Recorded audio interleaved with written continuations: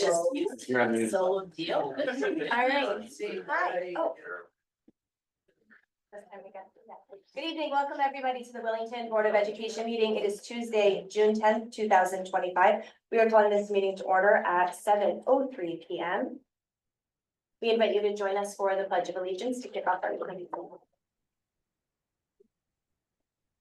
I pledge allegiance to the flag of the United States of America and to the republic for which it stands, one nation, under God, indivisible, with liberty and justice for all.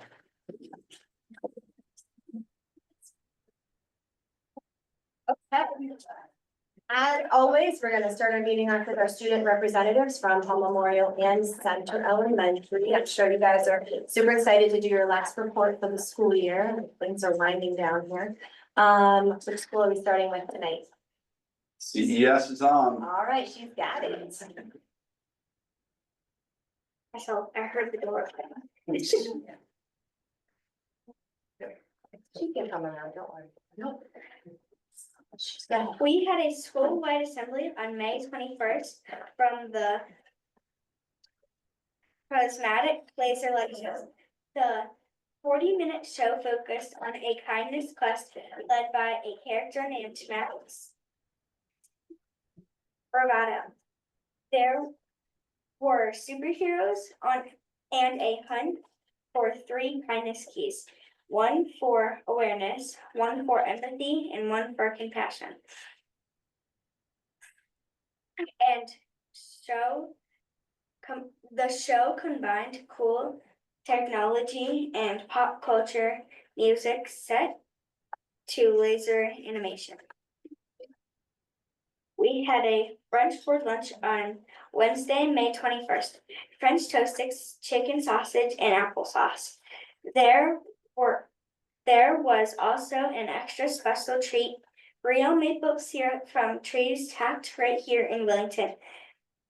Kelly from the Forest Mill Farm came to talk to us about how maple syrup is made, and we got to sample some maple syrup with our French toast sticks. Now it's Willington, right? It was from Wellington. Forest Mill. 4th grade Spanish classes got to practice their public speaking skills by presenting out on countries they choose to research. We learned about Canada, Italy, France, Switzerland, Ireland, and many other countries. We enjoyed tortilla chips and salsa during the presentations. Kindergarteners and 4th graders went back in time to Old Sturbridge Village. We saw a sawmill and an old church, a giant kiln for firing clay and pottery, and saw lots of animals.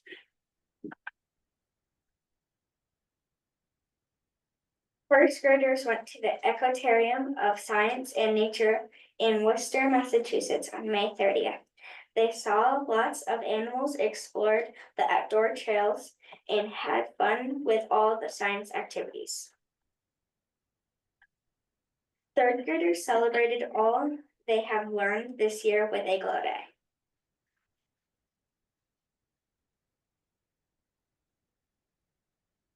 The annual Willington Fun Run, Silent Auction, and Willington Day were all held at CES on Saturday, May 24th. Some of the auction items include PE teacher and principal of the day at both schools. 2 students were principal for the day, including a student from HMS who wanted to come back. And you gotta highlight that you're in the middle picture and you don't want. Other silent auction items include ride a police car to school on Wednesday, June 4th, and another police car ride tomorrow, and ride a fire truck to school tomorrow.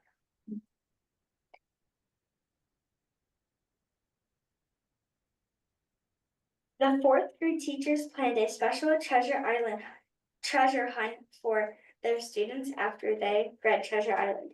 They bought pirate hats and eye patches for fourth grade to wear on their treasure hunt.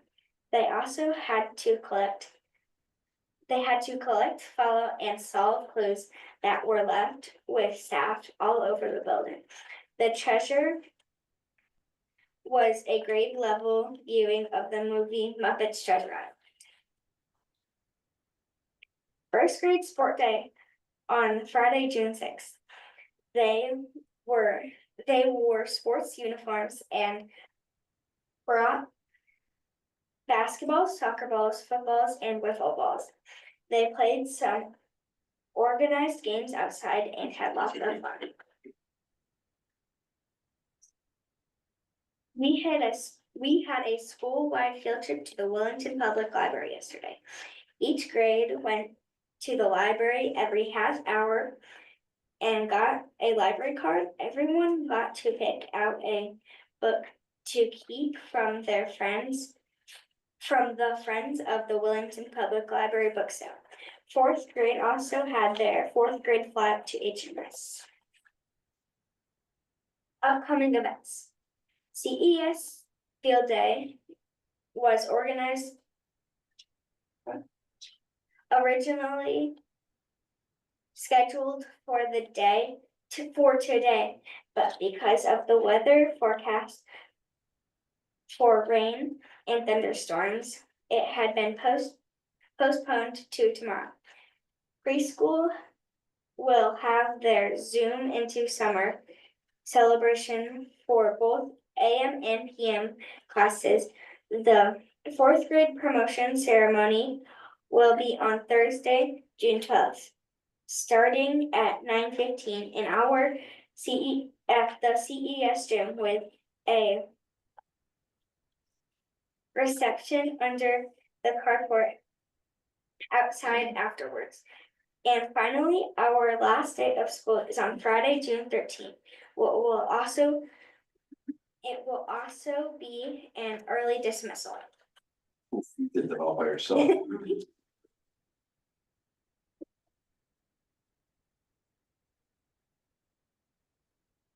Your audition for the Hall School News. Everyone knows. The door full of the pictures. Yeah. Yes. Something to see, right? Mhm.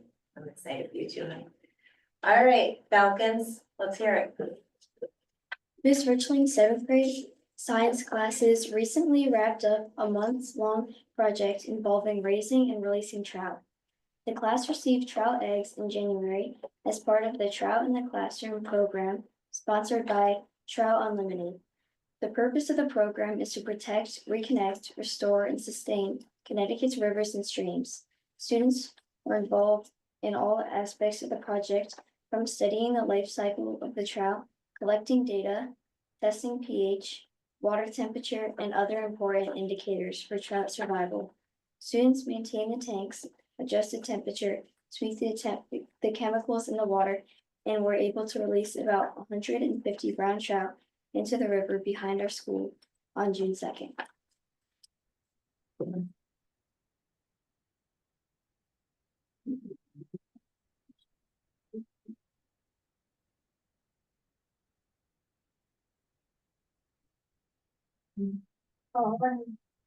May 28th.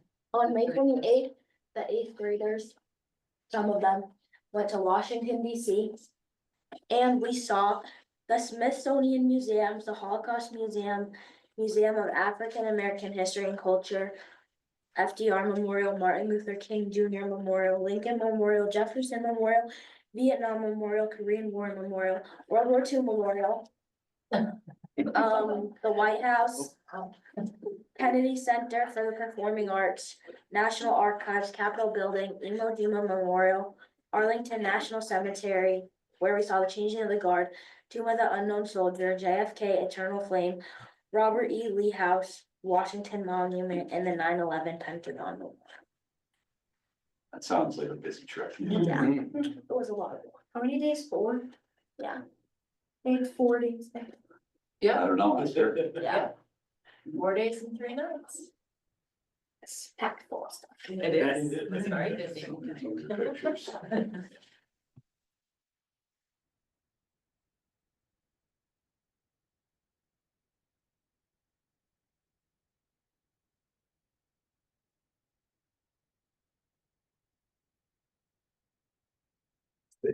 Was it a tornado one?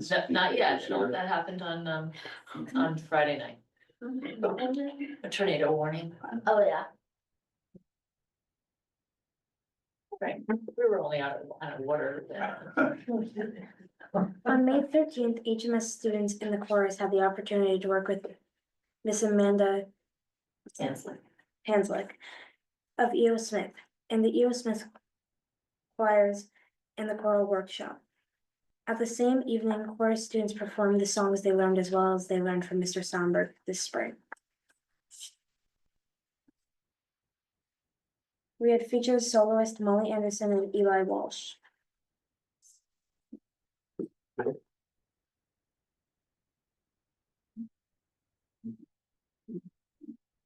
On June 5th, HMS hosted the spring concert for band students. The theme was A Night at the Movies.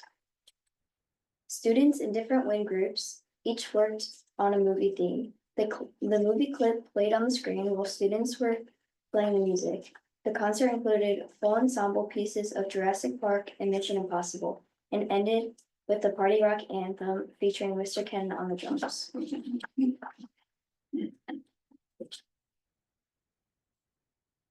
The fifth grade showcased their research of various Indian tribes and hosted a gallery walk on Thursday, June 5th.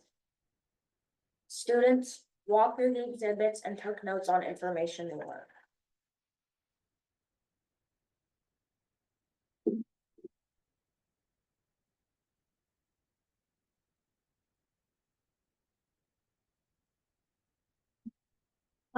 Some upcoming events at HMS is Hall's Got Talent on June 10th. Wait, that was today. That was today. Promotion rehearsals June 11th during the school day, field day June 12th, all day. Success Assembly and 8th grade pins/awards June 13th at 8 AM and promotion June 13th at 6 PM. Nice job.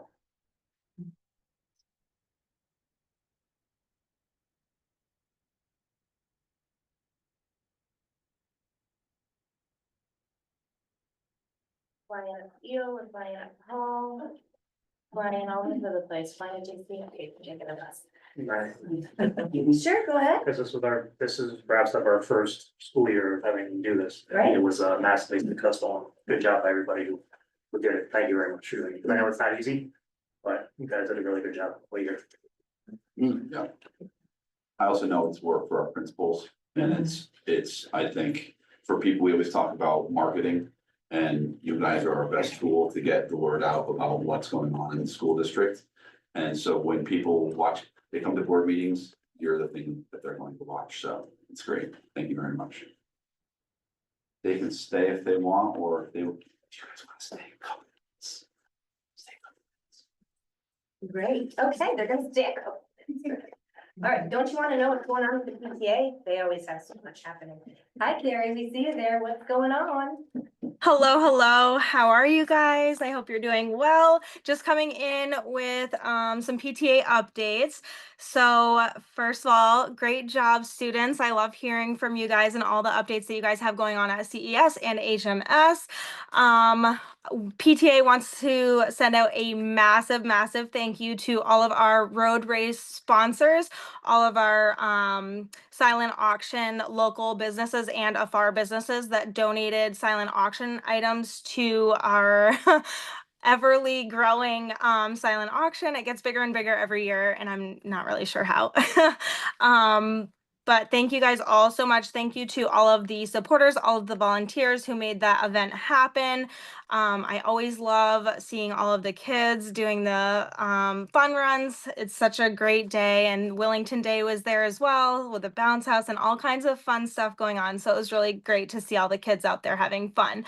That's why we do this.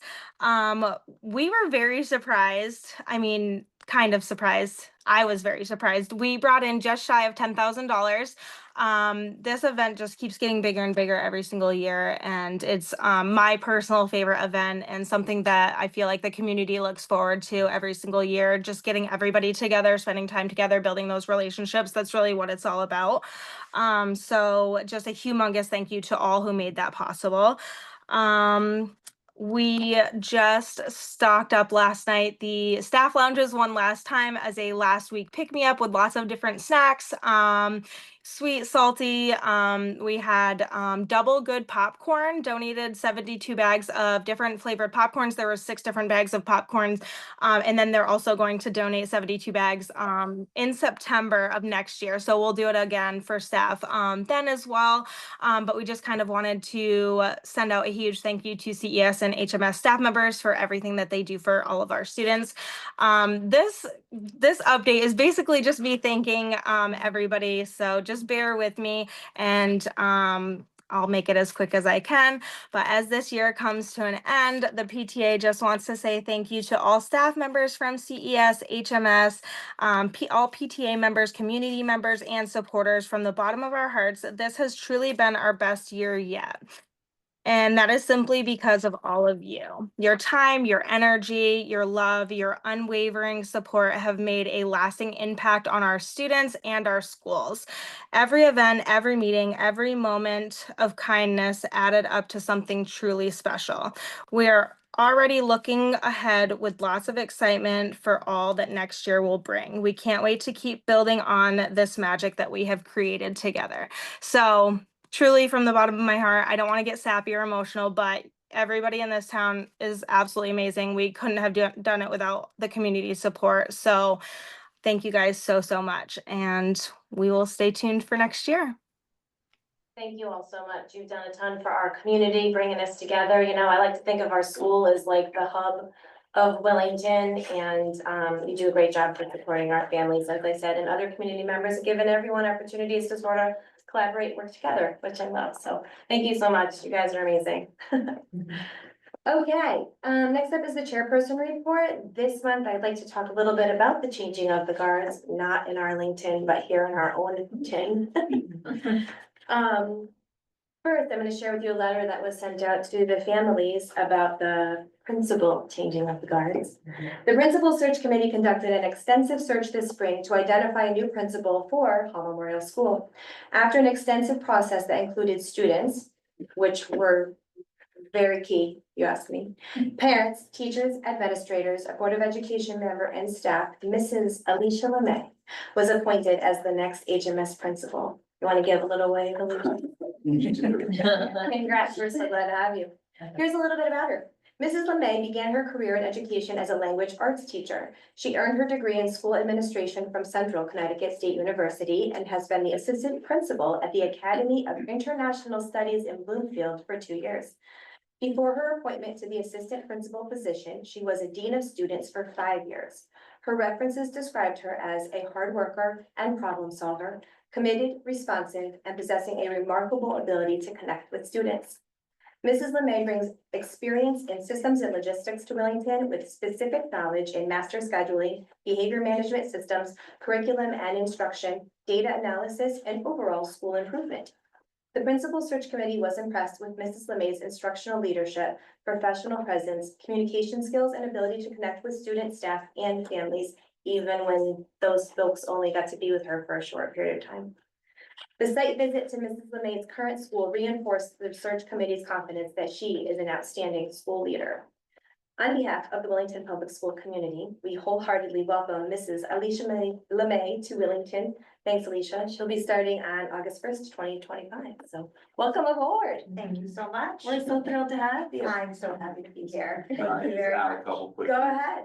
So Alicia doesn't know I'm gonna say this. I got an unsolicited email today from someone who we connect with as a district through E-rate, who happens to be a parent in the district where Mrs. LeMay is now. And I can't say how glowing this email was, like Willington's so lucky. It was like bad news for her, but good news because it's a district that this person's working with as in us. So it's always great to receive emails like that. Education's a small world. And so your reputation is already building, which is great. So that's huge. And then I just want to add a couple things. This is not a shot at my other administrators. I love you all. I have never had an administrator sign on. She was at fourth grade fly up last night. MK invited her. She came to meet parents who was there. She had a half day that she took. She came in, she's already shadowed just to walk around hall. You already have a survey out. So like things are rolling. As MK just waves away and goes, there's a good person taking over, and I think MK really does appreciate that because she's put the time into. But I'm excited about that, just because it's like setting the stage for our next steps to move forward. So I'm excited about that. So thank you very much for that. Of course, thank you. That peaceful transfer of power, right? That shows that you are educators who put your kids first, the kids first. And that's exactly what we need here, and we're glad to have it from the both of you. So thank you. Speaking of MK, Mary Kay Tashona, MK, as she is known, she's retiring at the end of July after 37 years in education. That's amazing. Spent the last 5 years of service at Hall Memorial. She started the trip to Washington DC for our 8th grade students, which is huge and wonderful. Thank you. She's implemented the yonder pouches and somehow helped us get through COVID, which is no small feat at all. MK has developed meaningful relationships with students, which is pretty hard to do at that particular age level, as some of us know, but also with their families and of course with the staff. And we moved Hall School forward, and thank you. She's been an advocate for Hall Memorial School for the last 5 years. She is definitely going to be missed. And officially, on behalf of the Board of Education, we wish you a wonderful retirement. Thank you very, very much. Thank you. It's been an honor.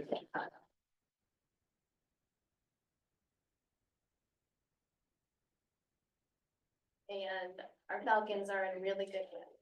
And so hopefully that gives you peace It does. as you hand all of the binders and.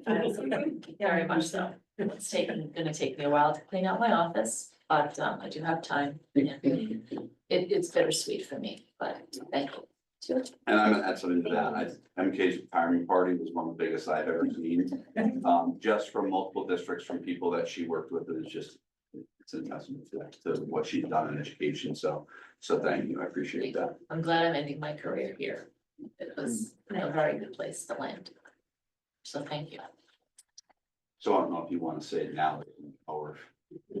All right. So kids, go ahead and give your administrators all a little wave before you go. Tell them thank you. Tell them welcome. And you all have a great night. Okay? Thank you so much, my kids. And it is May's daughter's birthday. It is, yes. So you are more than welcome Yeah. to wave by as well, and Thank you. we appreciate you. Welcome. Thank you so much. Thank you, everybody. Thank you. Wonderful to see you. Wonderful to see you.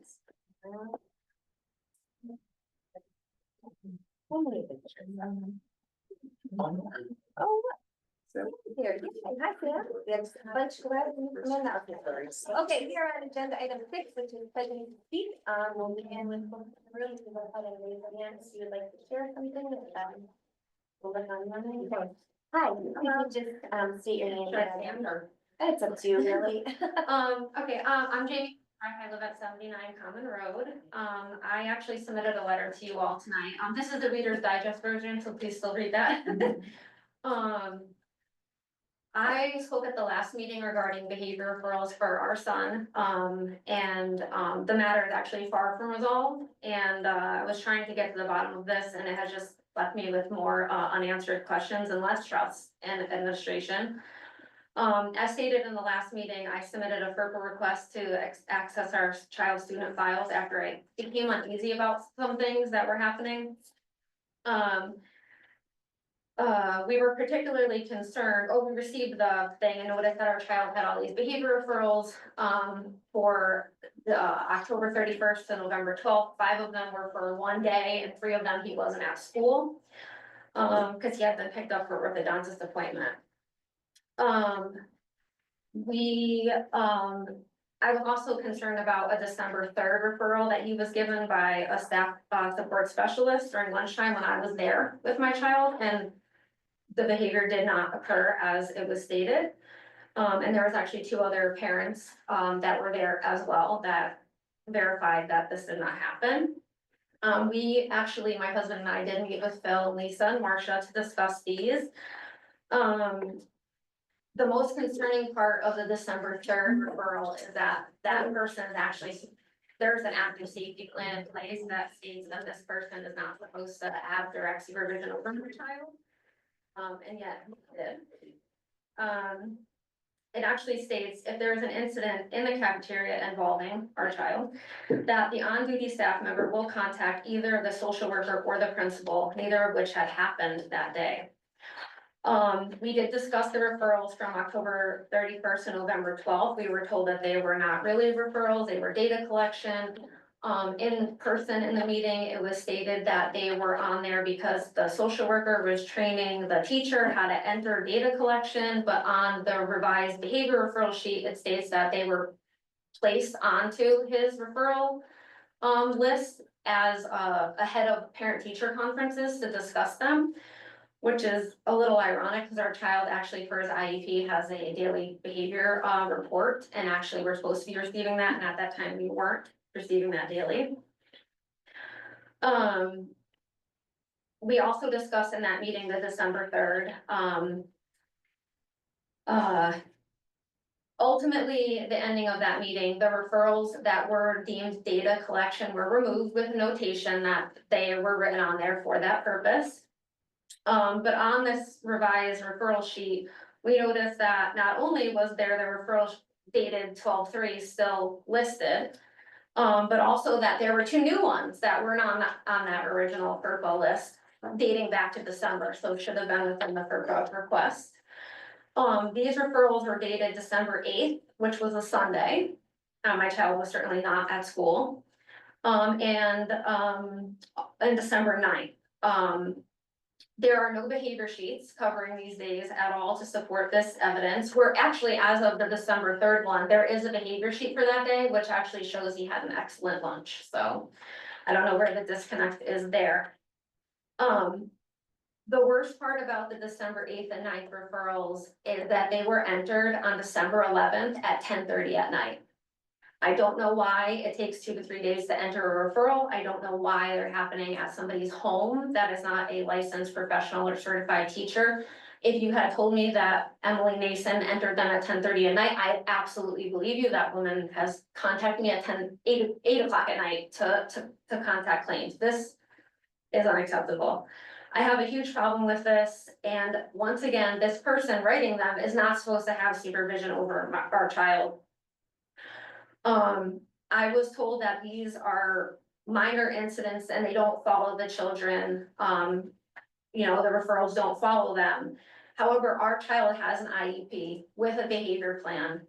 And that information very much does follow him. And in fact, the last 6 months of information was based off of these referrals that existed, that we were not even made aware of, that I would not even know about, and except we did the FERPA request.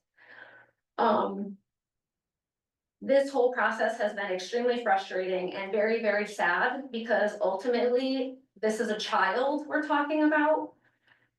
There are missing behavior sheets that only appear the day of to prove a point, and then there's no other behavior sheets. I'm still missing behavior sheets that should exist. Do they exist? I don't know. There's a lot of mistakes. Maybe we put it on the wrong day. This is a disciplinary record. There should not be mistakes. Somebody should be verifying this information, particularly when it impacts how a child is treated throughout their IEP and what behaviors are being worked on at school. I really feel that, and I'm begging that as a board, you guys can look into this, and just dive into just fixing this so that this doesn't happen to somebody else. We have no clarity, we have no confidence in anything. It becomes a he said, she said. We have papers that say it didn't happen, it doesn't matter. And I'm being told that changes are happening to the referral process, that they're changing, certain language to kind of build out more, so maybe you're not calling it bullying, maybe it's mean-spirited, whatever. But I just don't think it's enough. I think there needs to be a look into like who's allowed to write these referrals. If you have a person that's covering lunches for 4 grades, do they know every child's IEP? Do they know if a behavior is a manifestation of their disability? Or do they know that a child maybe is autistic and makes noise as part of their disability? Or are they writing referrals that a parent is not gonna ever know about, punishing that child? Maybe not punishing, but labeling that child. I am not familiar with how subcommittees work. I do know that there is a subcommittee for policy. I would absolutely be happy to make myself available to give my input on what we have, determined. I think that there really needs to be a look into a reasonable time frame that these are entered. They're not entered 2-3 days later at nighttime when someone's just sitting there and has to think about it. And I'm just, so that everybody knows, I did submit a formal complaint to the Office of Civil Rights, because my child does have a disability. The timeline does appear very targeted. And I did a formal, complaint to, FERPA violation for missing information that I still have not received. It's past the 45 days, as well as privacy, information about my child that was shared without my consent. I will be advising every parent that I know in town and those that attend these meetings to be vigilant. Ask for and analyze your child's student records and pay close attention to how your child feels when they come home. If something changes and suddenly they have anxiety and they don't wanna go to school, listen to them. And when they tell you they're being treated poorly by staff, and if you bring valid concerns to the administration and you're met with resistance rather than concern, then come to these meetings and speak up, because that's the only way it'll ever change. Thank you. Thanks, Jamie. Anyone else present to speak? Yes. Peter Oltitich, 97 Trask Road. Good evening. I wanted to say to you tonight, as we approach the end of our budget process this year and have our referendum next week, that as a board, you would look forward beyond a single budget year and look at how you're managing our school budgets. It's evident from last year's multiple referendums and this year's multiple referendums that our town, and we are a town of modest means, we're certainly not Holland or Mansfield, and we're struggling with these budgets. Of our approximately $20 million budget as a town, 16 approximately million goes to K-12. 75 to 80 cents of every dollar, as your pie chart show, are dedicated to public education, which the community has always fully supported. Well, it's clear that this can't continue in this linear fashion where your budget essentially just grows, compounds, and that proportionality is further impacted by the fact that public education is now also dominating our capital budget.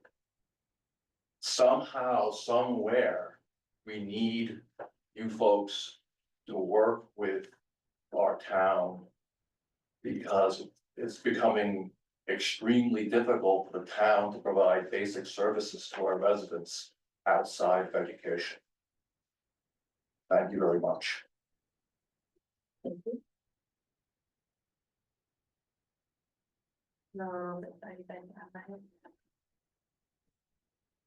Last call, present to speak. Okay, all right, as always, we'll have another opportunity down at the end of our meeting this evening. Thank you. Okay, next we're gonna hear from our math specialist. Heidi. You have communications. Oh, sorry. What's that? I just Oh, want to sorry, make sure communication.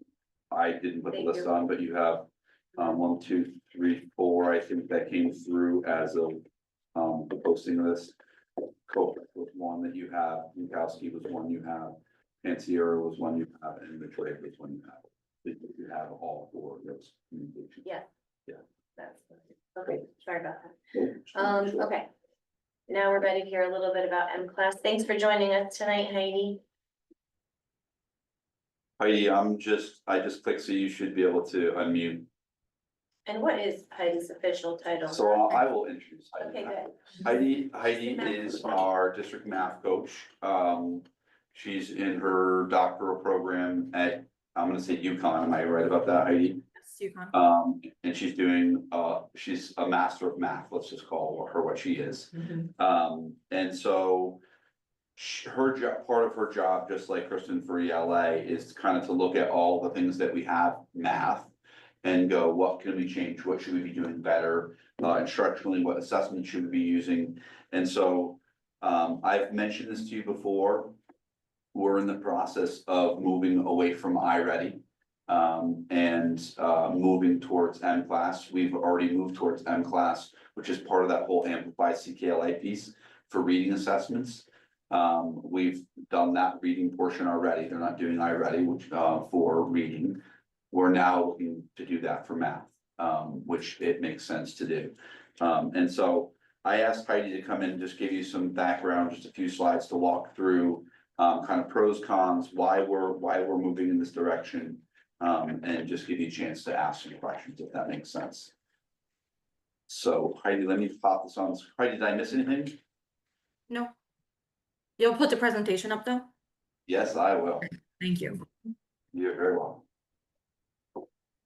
Okay, so as Phil said, we're looking to switch to M-Class math to keep that consistency with reading, but also for other reasons having to do with pros and cons of iReady, if you can go to the next one. So iReady, which we use now, one major pro of it is it has adaptive results. So we'll put kids at grade levels, no matter what grade level they're in, they will go a certain number of grade levels below or above. And then it also measures all of our mathematical domains that are aligned with the Common Core. So that's numbers and operations, algebra and algebraic thinking, geometry, measurement, and data. Kindergarten has counting and cardinality as well, and there's a proportion and ratios one for older grades. Some cons for it, however, is that it will give us the grade level for the domain itself, but it doesn't zoom in on specific skills. So for example, if there's a fourth grader testing at second grade for numbers and operations, we don't know why, because that encompasses addition, subtraction, multiplication, division, fractions, decimals. So then we have to give other tests to like figure out exactly what it is, because the required next steps for the students are not personalized. So if that same student in fourth grade scores at a second grade level for numbers and operations, it will say the student at this level typically needs, but that will look identical for every single student testing at a second grade level. So we don't know which one of those they actually need, or if there's only one or two they need, or if it's something entirely different. You also can't see the questions or how students have answered them, which has proved to be challenging. Sometimes, we've caught a few questions looking over students' shoulders when they're taking the test, but that's obviously not ideal. And then another thing is sometimes students do get stressed when it goes above their grade level. We've seen some testing anxiety with that as well. So, and the next one. So M-Class will actually give us a score for the mathematical domain and overall score, just like iReady does. But you can see the questions and what the students answered, and it will give us, so this chart, I don't know how well you can see it, but basically it has every single question and every student listed. This is just an example from the M-Class website. You can see which ones they got right and wrong, but you can also click on those top boxes up there, the one that's outlined in yellow and all those questions. And you can go into the question and see data reporting on each one for your class, for the grade level, and what essential skills in math it essentially covers. Then it will be as specific, the algorithm that they have will be as specific to say something like, oh, these students added the denominators when they were adding fractions. So it will give us more specifics, like more specifics than any screener I've seen. before. The average test time is also lower. It's 30 minutes and iReady is 40 on average. The questions are more open-ended and some include explanations. It will pick up, one of the examples I saw was a kindergarten question had 6 flowers and it asked how many flowers there were. And this kid typed in 1, 2, 3, 4, 5, 6. It will actually count that as correct, not as, 12,000, whatever, 123,000, whatever it is. And then the beginning of the year has key prerequisites for the grade level. And then the middle and the end of the year are aligned with IM units. And of course, as you know, we use illustrative math. I would say a downside of this test is it's not adaptive. But we do have further assessments that will give us that, that will pinpoint the grade level. So this will give us the overall topic that we need to test further. And it's hard to use those tests right now because we don't really know what, when they test in a certain domain, we don't really know exactly what it is. So they end up testing more because of that. And I do think on my personal opinion is that an adaptive test can't be really done in 40 minutes. You can't ask all those math questions for multiple grade levels, to get a accurate, representation of where they are. Like one question wrong. For example, if a student in 6th grade answers an analog clock question wrong, they might get put at 1st or 2nd grade for measurement and data when that's not really where they are. So yeah, you can go to the next one. So we will still use Acadian's computation as a benchmark. They do not test fluency. Acadian's computation doesn't cost us anything. It's one small part of math, the computation, but it's a really major part that supports the rest of them, the rest of the domains. And we've already had training in M-Class reading, so teachers are familiar with the platform. There is 1 3-hour training in August before the first day of school on the test because the test itself looks very different from the reading. The kids take it on a computer at the same time, whereas the reading ones are more individualized interviews, at least at the younger grades. And this also includes Math Boost. We currently don't have anything except for free websites for math, during Learning Lab and for students who are not meeting in groups at that time. So this will give us something that students can use that's adaptive. And also we have Reading Boost, so students are familiar with that as well. And that will be a 2-hour training. So that would be all the training that we would need to provide for teachers. Formal training anyway. And so K through 5 will have the completed test next year. We will be part of the research for the test in 6th through 8th, so we get to try it for free at those grade levels. And we're not required to disclose demographic information at all for that. So we can still be a part of that research. So right now we are not using the full iReady program. When I started here 3 years ago, we were paying a lot more than that $3,000, but the My Pathway they had, which is their equivalent of Boost, and their lessons are not available. Or don't align well with our illustrative math program at all. So we decided just to keep the test until we could find a way to replace it.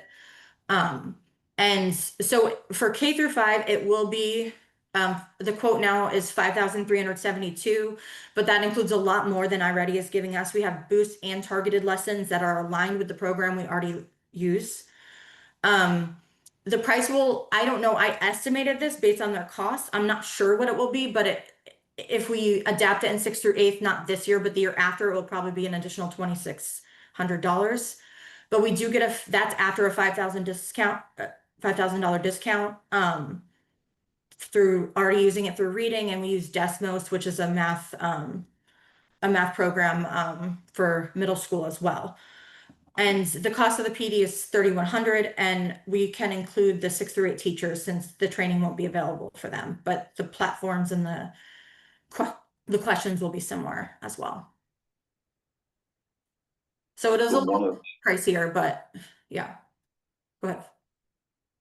So one of the things that we've been looking at is alignment with core programs and intervention and getting better data. And so, you know, Heidi's basically taken this gone and said, okay, what's aligned better to illustrative math that we are using as our core program? Illustrative math, this starts at what grade? Sorry, I didn't hear the question. Illustrative math, does it start in kindergarten? Yes, kindergarten through algebra 1. It's not pre-K though, correct? It is not. We have a similar program, but the test isn't pre-K either, so. So having the assessment that's aligned better to our core program, getting better data out of it. And then I think one thing we thought when we purchased iReady is, well, we were gonna get better feedback about how students were doing. And then we learned it was pretty general, no matter what the domain was. And so that's the direct purpose for this direction, is this change. And the other programs that she's talking about, where we're already, M-Class is the platform, and you're gonna hear me talk about M-Class tonight when we talk about our data, because that's what we do dibbles on. And so it's a platform that we're already using, and we'll get a bigger discount because we're already using it. But I think it's a good move for us for alignment all the way through. And then, do you want to talk about the alignment to the intervention piece too, Heidi? I can take you Yes, out. so we have a K-5 intervention program. We use it K-6. We have a different program for 7th through 8th that we got, but they have it's Bridges, their tier 2 program. We have placement assessments for it. And the placement, each volume of that program is separated. Like the first volume is like, it's not by grade, it's by topic. So the first one is early number sense. The second one is basic addition and subtraction. And there's 9 volumes total. And so now with M-Class, we'll know what placement assessment to give the child, because we'll be able to see their questions and we'll get more specific data. Whereas now sometimes we base it on what we're teaching next. It's kind of hard. Sometimes we give multiple ones. So that will make us be able to go from the screener to the diagnostic to the appropriate intervention lessons. Questions for Heidi? Can we get a copy of that, presentation? Oh, yeah, definitely. Yep. We've had questions. My only comment is, under the cons, under the iReady that you had, the last con was, students get frustrated with questions above grade level. I don't foresee that as a con of the test. I see that as a con of the teaching of the test. Because I think students should be prepped in their testing that you may receive questions that seem to be very hard. This is how you would tackle them. If you get them wrong, it's no big deal, but you try your best, and this is how you would try to reason it out. I don't think that's a bad thing for the test to have. Yeah, so I'm talking about more specific students who already have tests and anxiety. Teachers definitely set it up so students know that it's above grade level. Sometimes when there's a lot of children taking the test at once, you can't see what everyone is doing, but it's not very accurate. Like, for example, there's a 4th grade, like I saw a 4th grader taking the test, and the last question was a 5th grade standard, but that student tested at a 3rd grade level. So I'm confused as to why that test was still asking 5th grade questions at the end of the test, when they had already gotten 4th grade questions incorrect. So I'm more so talking about students like that, not necessarily the ones who are able to tackle that more. It's not a vast majority of them, but it is some. Jen, you should be able to unmute. Can you hear me? Yes. Yes. I just was wondering if there is an ongoing cost to the curriculum, or if it's a one-time purchase. For our math curriculum, or for this test? Whatever the thing is that you just presented, I'm assuming it's the curriculum, It's a test screener, but it is a yearly cost, yes. Okay. So we had a current, sorry, let me rephrase that. We started with STAR, was our core district assessment for reading and math several years ago. We transitioned from STAR, Renaissance Learning, to iReady. And that all of these have an annual subscription. And now we're transitioning from iReady over to this M-Class platform, and using that as our district screener. And you would no longer see iReady in your budget. You don't see iReady in your budget this year, I believe. We put, I think it was a $3,000 placeholder for this program. So when we had the time to transfer over, determine what it was gonna be, there's money for it. It's not enough, but we're paying for it now. And the professional development is a one-time cost. Correct. Thank you.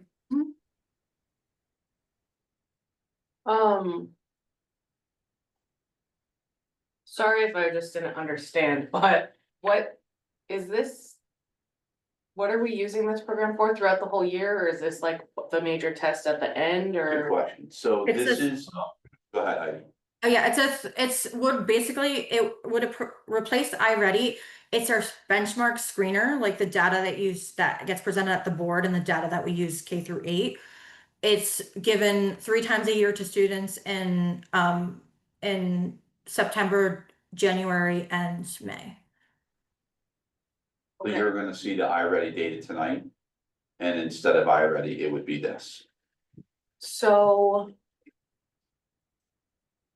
When, we're using this as kind of like a basis to see where our kids are scoring comparatively to other grades. And then she likes this newer one because it's more specific, but isn't, sorry, I'm just trying to gather exactly what I'm trying to ask. I appreciate being able to see the data, but, isn't it possible that like the teachers who have their kids know, like, Sam sucks at decimals, we know that. Arthur's really great at fractions, like, isn't it already personalized enough anyways, like, do we have to be?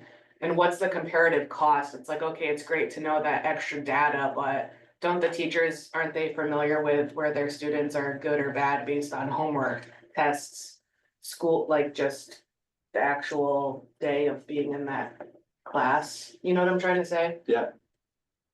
Do you wanna answer, Heidi, or do you want me? Yeah, sure. So that sometimes with that, it takes longer for, like, if you just go by unit tests, for example, in the program, it takes a lot longer for teachers to get to that just because it doesn't happen until partway through the year. And that's more of a summative assessment. So it's more to see if they've masters. We want to target things before, say there's an upcoming, you said decimal, say there's an upcoming unit on 5th grade decimals, and we want to know beforehand that a student doesn't have the 4th grade decimals, so we can target that. And I think also by just looking at informal data like homework and things like that, teachers tend to make assumptions because they have a lot of students in front of them, and this provides like accurate quantitative data instead of just going by like feeling or by a small body of work. Yeah, but my point was like, and I don't know, I don't have a child in the system, I've never worked in the school, so I'm just trying to remember what it was like when I was in school, right?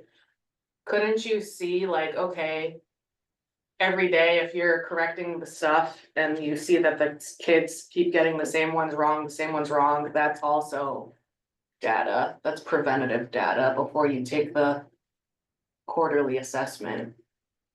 That is, Do you know what I'm trying to that's ask? very specific to the unit, right? So whatever the teacher is teaching at that time is very specific to that unit. Okay, Whereas this is bigger picture, where are students What's at the retained? beginning? What's the beginning of the year, where they're at the middle of the year, and where they are at the end of the year? And this is, I think, nationally normed. So you're comparing your data at grade level to other students across the country, which is why right now, the one that we're in for the trial is the 6-8. That's what they're doing. They're finishing that assessment to make sure it's normed. Whereas the elementary portion is already done, they did that one first. So yes, teachers are going to have specific data on unit assessments, but they won't get, like, if their 3rd unit is decimals, they won't know how that child is until they get to that unit around that, unless they have any prior stuff, but not everything's woven through ahead of time, if that makes sense. What's done with the data after the fact? Are they changing like the lesson plans to cater? This data, you mean? Yeah.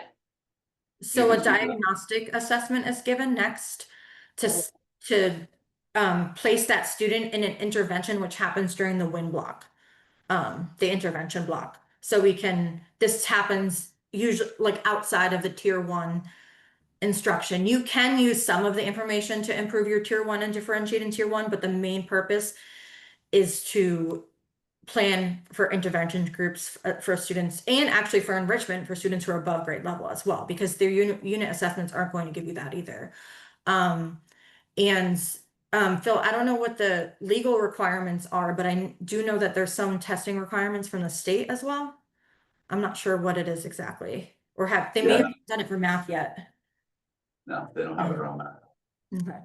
I would just Early think that it would be more obvious who's struggling with what, who's excelling at what, based on a day-by-day process than 3 times a year. You do all of it. And do the intervention before, like, okay, it's October, oh crap, everyone No, of forgot course. how to multiply fractions or whatever, you know what I mean? That's why I'm there's, just having a hard time like understanding the process of it all, that's all.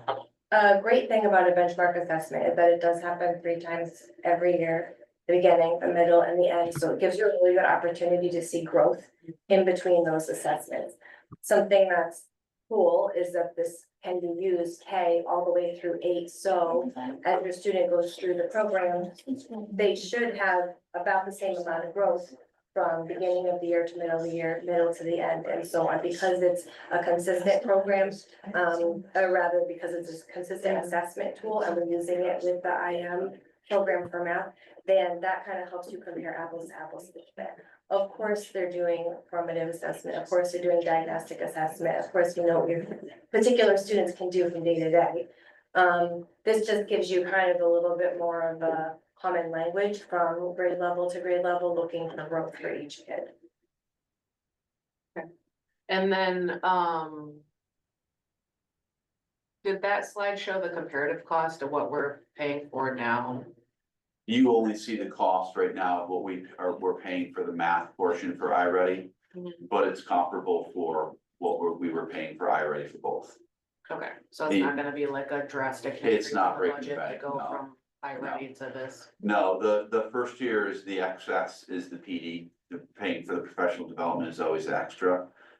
You're basically paying for the licenses, that's what you're paying for, and each, you get the licenses based upon the number of kids to be able to do the assessment, that's what you're paying for. And then the breakdown of all the data is done for you, and you can just dig in deeper. But Heidi, aren't you able to do some of the PD, some of the training, some of the teacher support yourself? Yes, I actually took the minimum training from the company and only the ones they require, just to get familiar with the platform and also to just get familiar with Math Boost and how it differs from Boost Reading. So that puts you, I think, I'm asking, I guess, in the position of being a teacher support. Yes, system. absolutely. So you're like the expert in the building, right? So that we do have a go-to person, and that person is you. Yes. Thanks. Yeah, and Going forward, next year, everybody will be trained, but the next year you'll have new teachers. Will you be able to be a trainer for those new teachers going forward? Yes, I absolutely, I do it for iReady now, and this one I will be able to do the same thing for, yes. Very good, thank you. Heidi, can you speak to, one thing I've never liked is that when we rolled out STAR years ago, and we did the same thing when we went to iReady, you can see that we start this at 2nd grade. And I've never liked that. I think that if you are gonna do it, let's do it all the way through, because it's kindergarten appropriate, and Yes. kindergarten teachers in the room can say otherwise, but can you talk to the K1 piece of this and just teacher thoughts on feedback on what they heard and saw? Yeah, so the like Phil said, we've started in 2nd grade. This test is very kindergarten friendly. It's adaptable to the iPads, the touchscreens. The questions it's not a very busy screen at all. The questions are colorful, and I mean, the kindergarten teachers really thought their students could handle the test, especially middle and end of year, but they also said, oh, they're gonna think it's cute, and I know that's not seemingly a big deal, but it's kid friendly in that sense as well. And it there's very little text, it reads automatically, so there's a lot of early childhood ed adaptations for it as well. So we can start in K instead of just doing second and up. That was something I just never liked. I just, Yeah.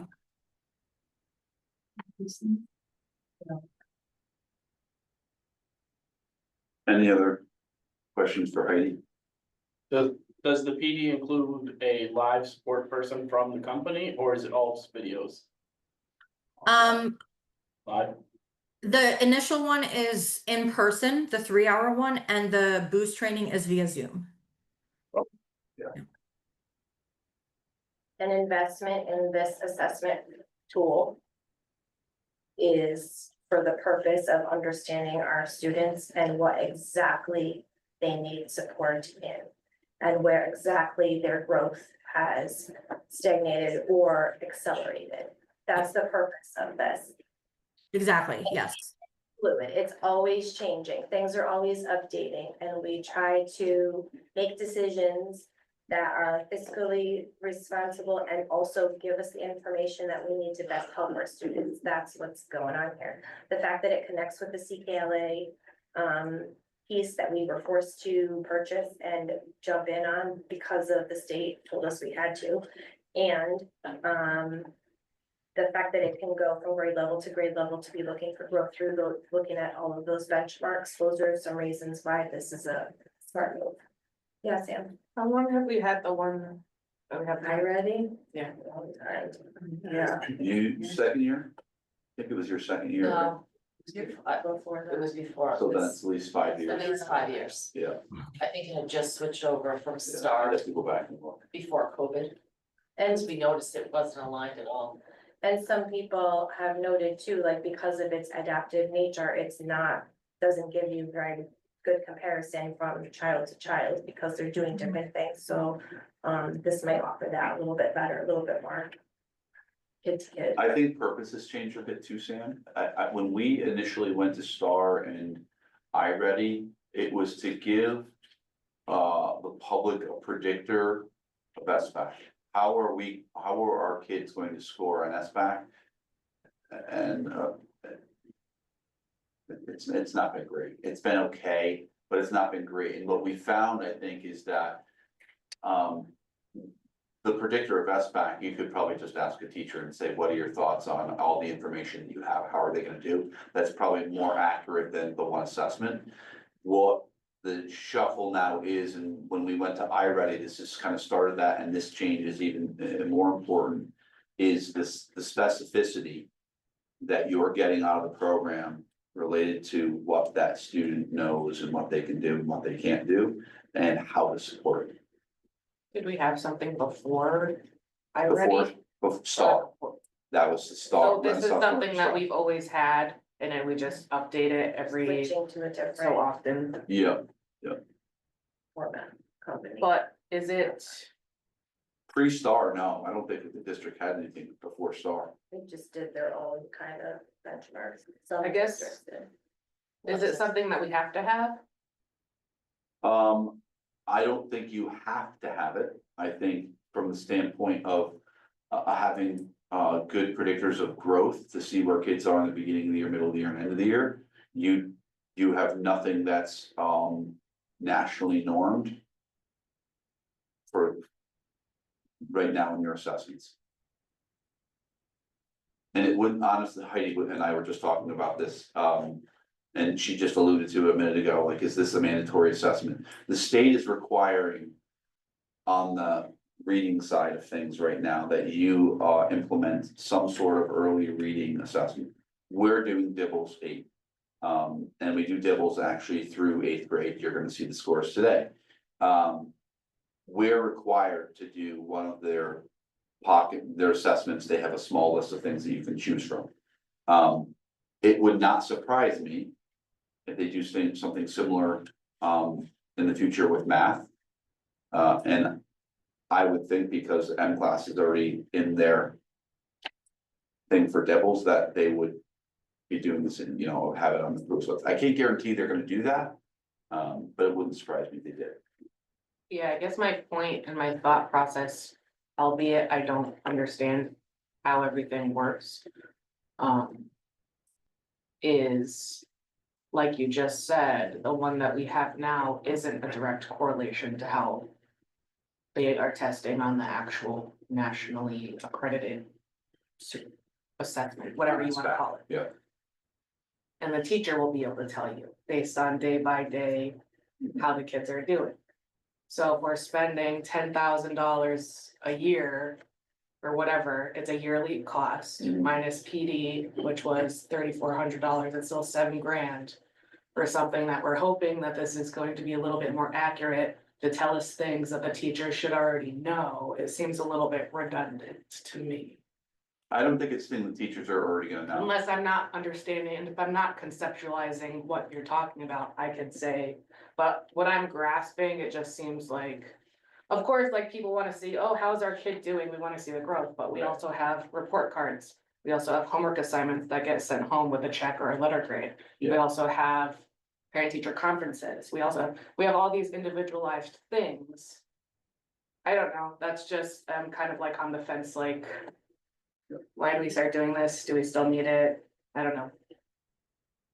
But tell me, Well, just from the perspective of when you have a student who isn't doing well in the classroom, you know, say there's a first grader or second grader who is trying to do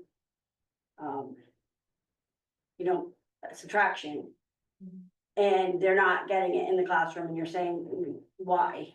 You can look back at these types of screeners and you can see based on the standards that we have and the questions that are being asked, and you can go back and look at those questions and say, oh, in this area, maybe even just, the child isn't able to go, you know, 1, 2, 3, and then there's a blank, 6, 7, 8. So what is the blank, what's missing in there? So they're missing that ability to know the numbers from 1 to 10 in order. Let's say, I'm not a math teacher, but I'm just trying to, you know, that kind of thing. So you can see that area, which is maybe not something you're covering in second grade anymore, but it's a skill they should have learned in kindergarten or first grade. That's now, you can pinpoint from looking at this test because it goes along with the standards. And maybe it got missed, or the student moved into the district, or they were at a different level to begin with in kindergarten, first grade. Now they're up in second grade, but we didn't fill in those gaps in first grade. So we can go back and look at this screener and see, oh, this might be the area. And then Heidi can do that test in that area to pinpoint even more what interventions need to happen to get that kid caught up, fill in those gaps. So that it's not the end of the year, they're doing SBAC and you're saying, oh, we missed all this space of time, we could have been pulling this kid out or pushing into their classroom and giving them more in this area that the teacher can't do, but can be done in tier 2 or 3. I understand what you're saying, I'm Does just that saying. does that make sense? Why the screener is It important? does, but I still feel like it's unnecessary based on everything else that should already be happening in the classroom. If they get homework, if they have in-class assignments that they're turning them in, the teacher's seeing every day, okay. How many kids are in a classroom? 20 kids, maybe? That's a lot, right? How many kids are in a classroom? 14. So you have the same 14 kids every day unless someone comes out, everyone, you know what I mean? Like, it just seems like there's redundancy every day to see if somebody's lacking, in which case you would use a block or a tutor or an extra. I don't know, maybe I'm wrong, but that's just, I'm trying to. Sam, I hope when we look at the scores tonight, maybe you'll have an idea of how they're used, right? Yeah, I'm just having a hard time what being we're like, looking at. well, I don't understand why. I don't know. I think it helps us too to look at the whole school, the whole class, the whole. So I think tonight when we look at the scores, maybe it'll make more sense, maybe, and we'll be. And then if I'm sorry. Then if a student is, you know, a year behind, or something, you don't have time for every single student. And at the middle school where you have, you know, 45, 50 students, you don't have time to go back every single concept from every single grade level and test them all on that, because you're not going to get that from classwork because that's on grade level stuff. So this helps us pinpoint the stuff below and above grade level as well. Or are they going through, like, if I'm in fifth grade, am I taking kindergarten, first grade, second grade, third grade, fourth grade, fifth grade level questions No, on this? but this will give us, this will zoom in on, this will test all those concepts. And then when we look at from those grade levels or everything, or like prerequisites for understanding grade level content. And then we can go back and look at that to pinpoint it. It's hard without data, like they said, just, you're not seeing numbers in front of you, then with those benchmarks to help you, or the standards to help you see it. Are there other districts that are, like, is this a thing? Do you see a lot of people dumping iReady is basically what I'm asking. Yes. I can't give you specific statistics, but just from word of mouth of teachers I know who work in other districts, a lot of them are dropping already. I don't know the exact stats. Yeah. Yeah. Making those comparisons is difficult, right? So then it would help too, when we receive students from other districts, if they have data through this screener, then we can easily plug that in and use it with our own. I was thinking, and if our students leave and go somewhere else, they have that following them, which might help benefit their teachers, especially when students move in the middle of the school year and they show up in a classroom with data from the old school that you can understand and interpret. That's very helpful, and you know where that student is and how to help them like immediately. So that was just something I was thinking. Okay, but what if they don't? So how comparable is this with iReady? So let's say you have a student that comes out of district that's still using iReady. How comparable are those scores to translate over to M class and say, okay, you know, it says an iReady, they're weak in this area. It should say in M class, it should ideally say the same thing, albeit with different questions. Is it that comparable? And when we move into this next year, how comparable are this past year's scores going to be to next year as far as the concepts go? Because like I said before, I'm very interested to compare grades from this past year to the coming year with the kids who move up. And you have that kind of comparison. Now you're throwing a wrench in here saying you have a different style test coming through next year. I just want to know how comparable the two scores are gonna be, or not two scores necessarily, but the two tests are really to each other. Will they be intervention? The domains will be the same, right, or the concepts? And Yeah, the domains will be the same and the overall score will be the same. It will just, the biggest difference is not the scores themselves, but the questions being more open-ended, but also how it pinpoints specifics, and we can look back at the test. So we're paying for something we can actually look at, as opposed to something that we just get a raw score and what do we, it's hard to, it takes a lot to determine what to do next with that.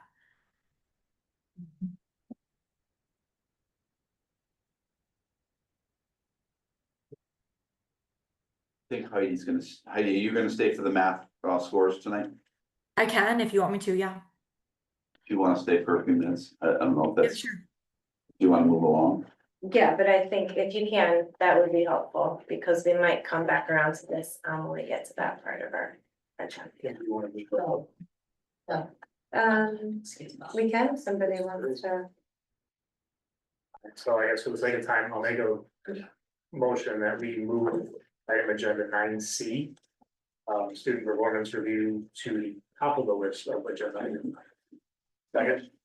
You wanna put math first? So the. Or C3. Friendly amendment C3, 9C3 to the top of 9. Second accepted. Yeah.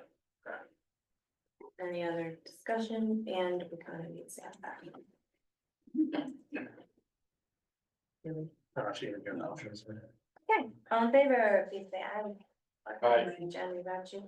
Okay, so we're gonna scooch that up to the top of the superintendent report, which will be, let Phil shuffle this. Thank you, that was considerate of you.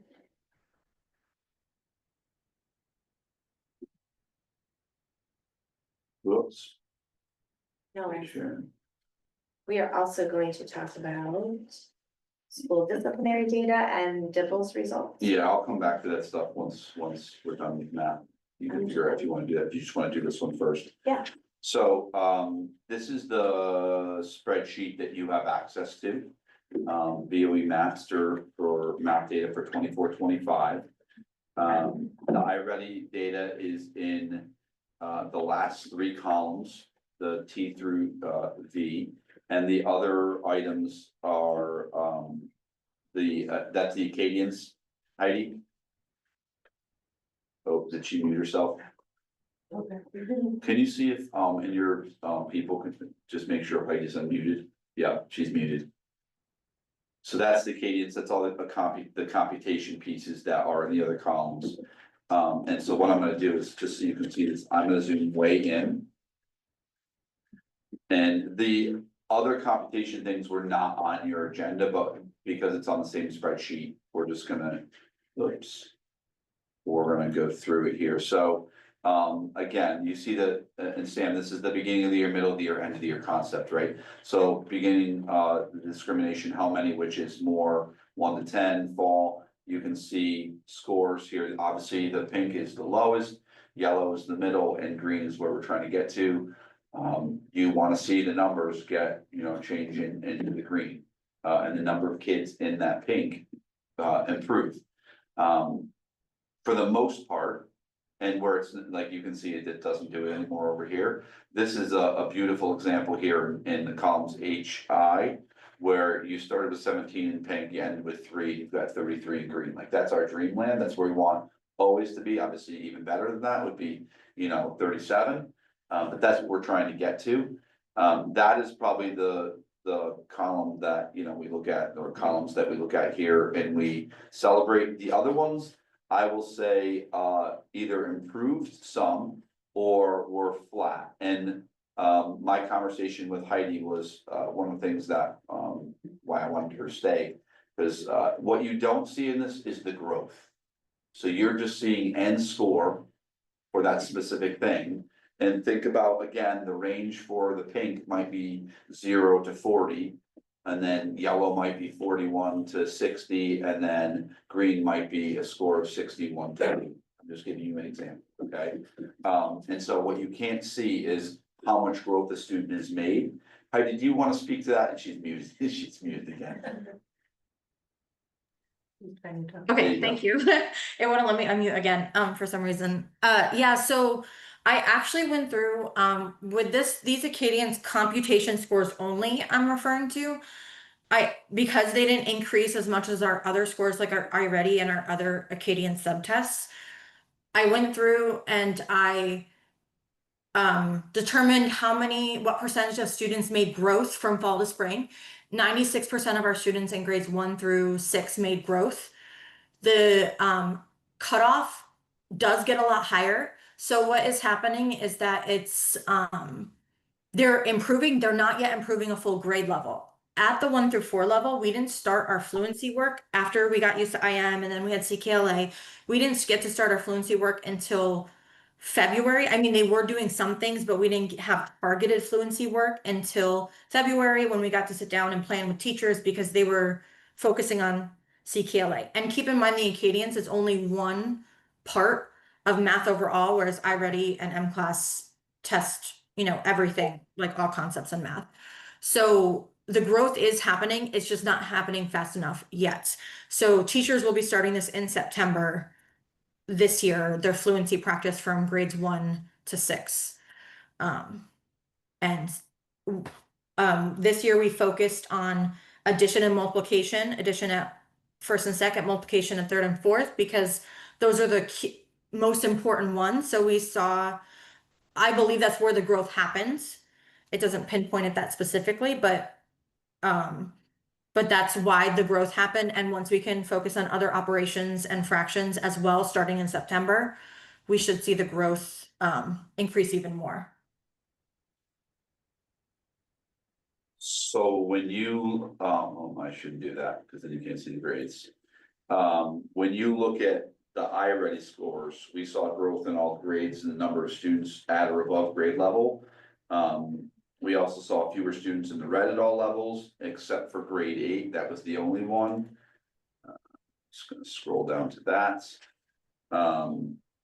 There's still room to grow on this.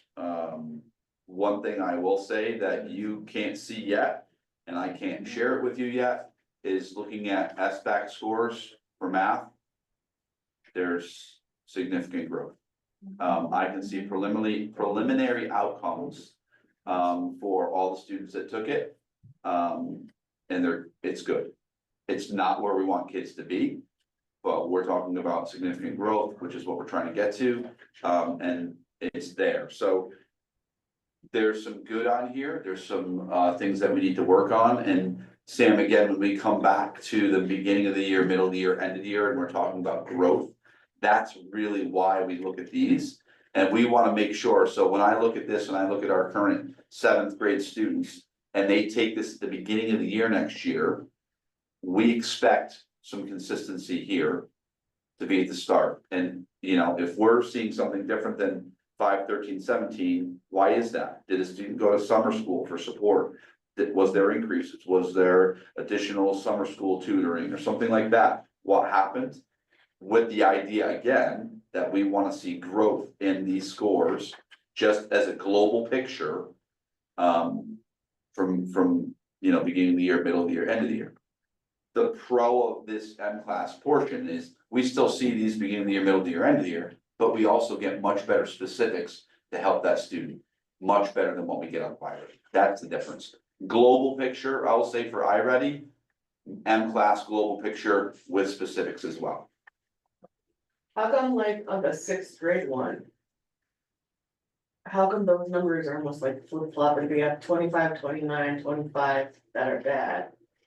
And then So this right here, yeah, good question. So. it's good according to iReady though, but this one looks bad. So this is the computation assessment only, Q through S. And again, there's Heidi, you want to speak to the computation that's in iReady? Well, there is computation throughout iReady, but the computation Acadians is about speed and accuracy. Whereas iReady, they have unlimited time. So the computation itself, that just tells us they're not doing it, you know, quickly enough for higher level math necessarily. So they need to get more fluent. And they have the conceptual, based on this data, most of them have more of the conceptual side down of mathematics, and they need to get more fluent for higher level math. So that's the biggest difference, is the timed version. And computation is just straight, you know, addition, subtraction, fractions, adding fractions, multiplication. It's just straight problems like that. Whereas iReady is more analytical. Can you speak to why the fluency piece, because we're targeting that now, right? Something that we see as an issue. Yes. Can you speak to why we feel that's so important to address and why we're looking at that from the start of the year next year? Yes, because students will have trouble gaining access to higher level math if they are not fluent in their facts and they cannot make computations fairly quickly. When a teacher who teaches one grade looks at computation, they almost view their students as fluent enough because they are fluent enough for the concepts in front of them. But in reality, it takes a couple years for students to become fully fluent in all operations and all, you know, including with fractions and decimals and everything. So for them to perform better at the older grades, this is really important to have at the younger grades. Class gonna be timed? Sorry? Is M class gonna be timed? No, because M class is also analytical, more analytical about, explaining your thinking. It's about all the concepts as in math in general and, solving word problems and all that kind of thing. Whereas computation is just straight forward equation expressions. The standardized tests are timed unless you have it special. They're not? No. That's not time. Oh, okay. Yeah, it's really testing, the computation is really testing one small part of math, but whereas iReady and MClass test all the domains. but it's a really important test to see, like I said, how quickly how to help them, so we can help them perform in higher level math when we're not teaching that higher level math yet. Thank you for helping me try to understand all that.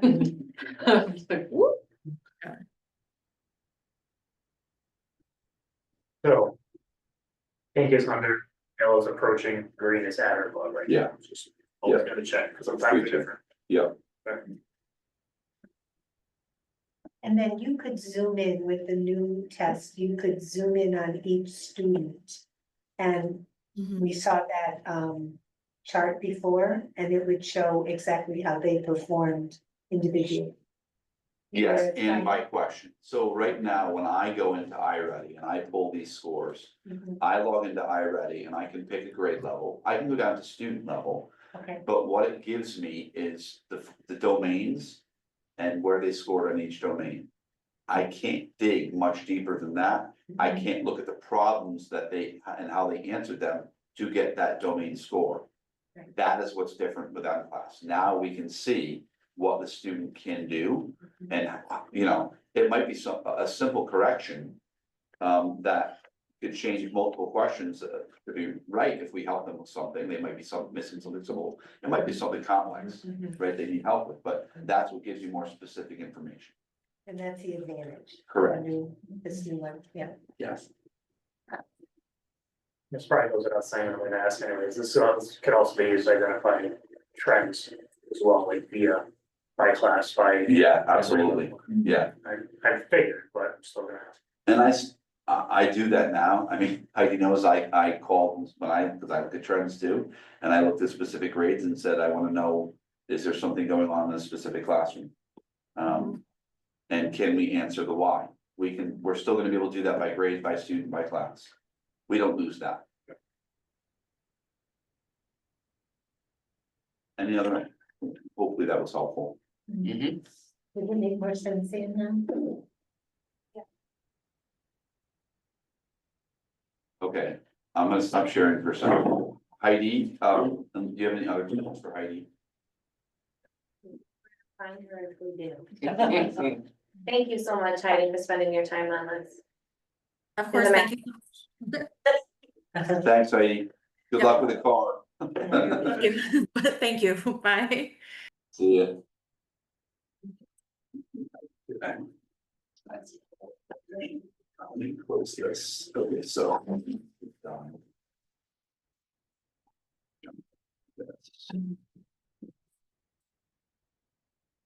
Okay. So I'm going back to superintendent's report, A, okay? Sorry, distracted by ice cream truck music. We're wondering if they're in the parking I don't know. Sorry, okay. Is that you guys with music over there? Yeah, I'm supposed to be taking lot. Oh, okay, okay. So are you gonna, I'm going back to superintendent report A, yes, if that's okay. Yeah.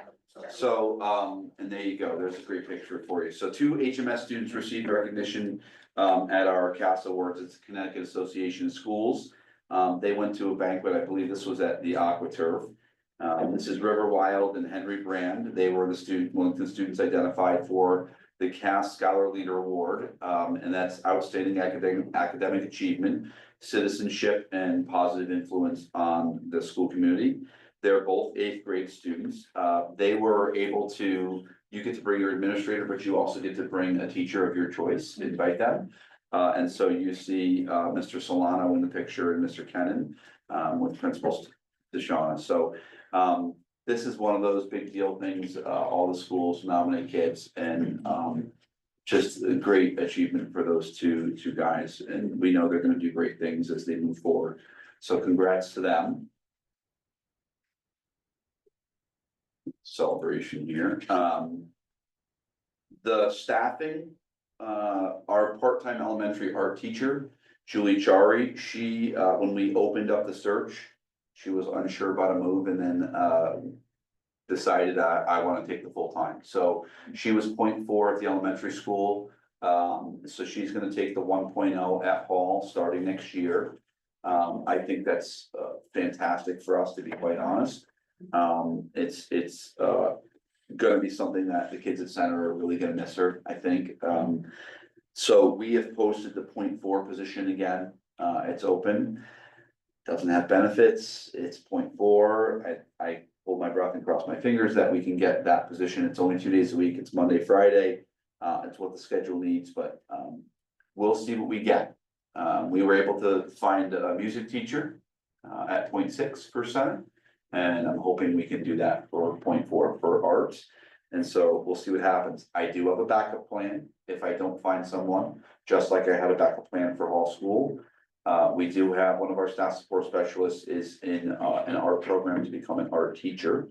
And so she's filling in at Hall School right now in the art program, doing art with support from a retired certified teacher.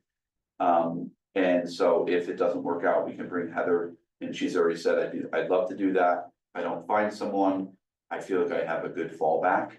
And she would come over to center and we could make that work out. And again, I would just make sure I had coverage from some sort of Karen Punty's a certified teacher, she's retired through art. I just need to make sure that there's some sort of support there. I'll do their share. Wasn't there talk a year or two ago about trying to equalize the art and the music time-wise? Would it be possible to make them each 0.5? So it's 1.0 at all. Okay. And the 0.5 doesn't really help at the elementary school, and you have to, if you're going to bring someone in, you have to have them teach classes, just to increase their hours to, one, provide benefits, because you have to work 20 hours a week to be eligible for benefits. It's unfortunately based off the business world. So you have to be 0.6 basically to be eligible for benefits here. The schedule doesn't allow that right now. I wouldn't have classes to fill it with, and I don't, I wouldn't make that recommendation if I didn't have classes to fill it with. Right. If we were growing or we were really uprooting our schedule or going to one building, we would be looking at that to what's the best way to do it. Is it like the chorus or something that makes? So Oh, Monday, wow. Friday is art, they share a room, Tuesday, Wednesday, Thursday is music. That's So the it has to be 1.0. 6-4 for the room. That's, space. there's no space for they share space, Okay, yes. very good, thank you. That's the puzzle that we make work. So that's going on. Okay, I'm gonna go back now to. What is this? Disciplinary? Yep, I'm gonna go back to disciplinary, I'm just making sure I have this up. Share. Okay, so this is CES. I think again, this is the document that you have access to. You can see the different referrals that are in there for CES. The updated through 6/10, I think she just did this this morning. It was an update, relatively consistent. There was some mean-spirited behavior that was in, that was one of the changes that was made that was not in there. So mean-spirited behavior could eventually turn into bullying, but doesn't always mean that it is. So they've adjusted that. You can see there's a piece in there for racism. That's a jump for us at the elementary level. The non-compliance and the defiance was at 4, and then property damage was 1. Relatively consistent as far as, what's happening in the elementary school. How significant was the property damage? Not, yeah. And then the discipline referral, actually property damage is a lot of times, again, think about logical consequences, it was cleaning stuff. So it gives you a sense of what that was. The HMS student referrals that are on there, you can see the aggression popped this month. The defiance and insubordination came down from what it's been over the last few months. Disrespect is on there for a couple. It's a bit all over the place, but there were not as many things. I will say one, even though it's tied to referrals and not tied to referrals, but the feedback that I've gotten from our field trip hosts locations about our students at those locations, including Washington DC, was outstanding.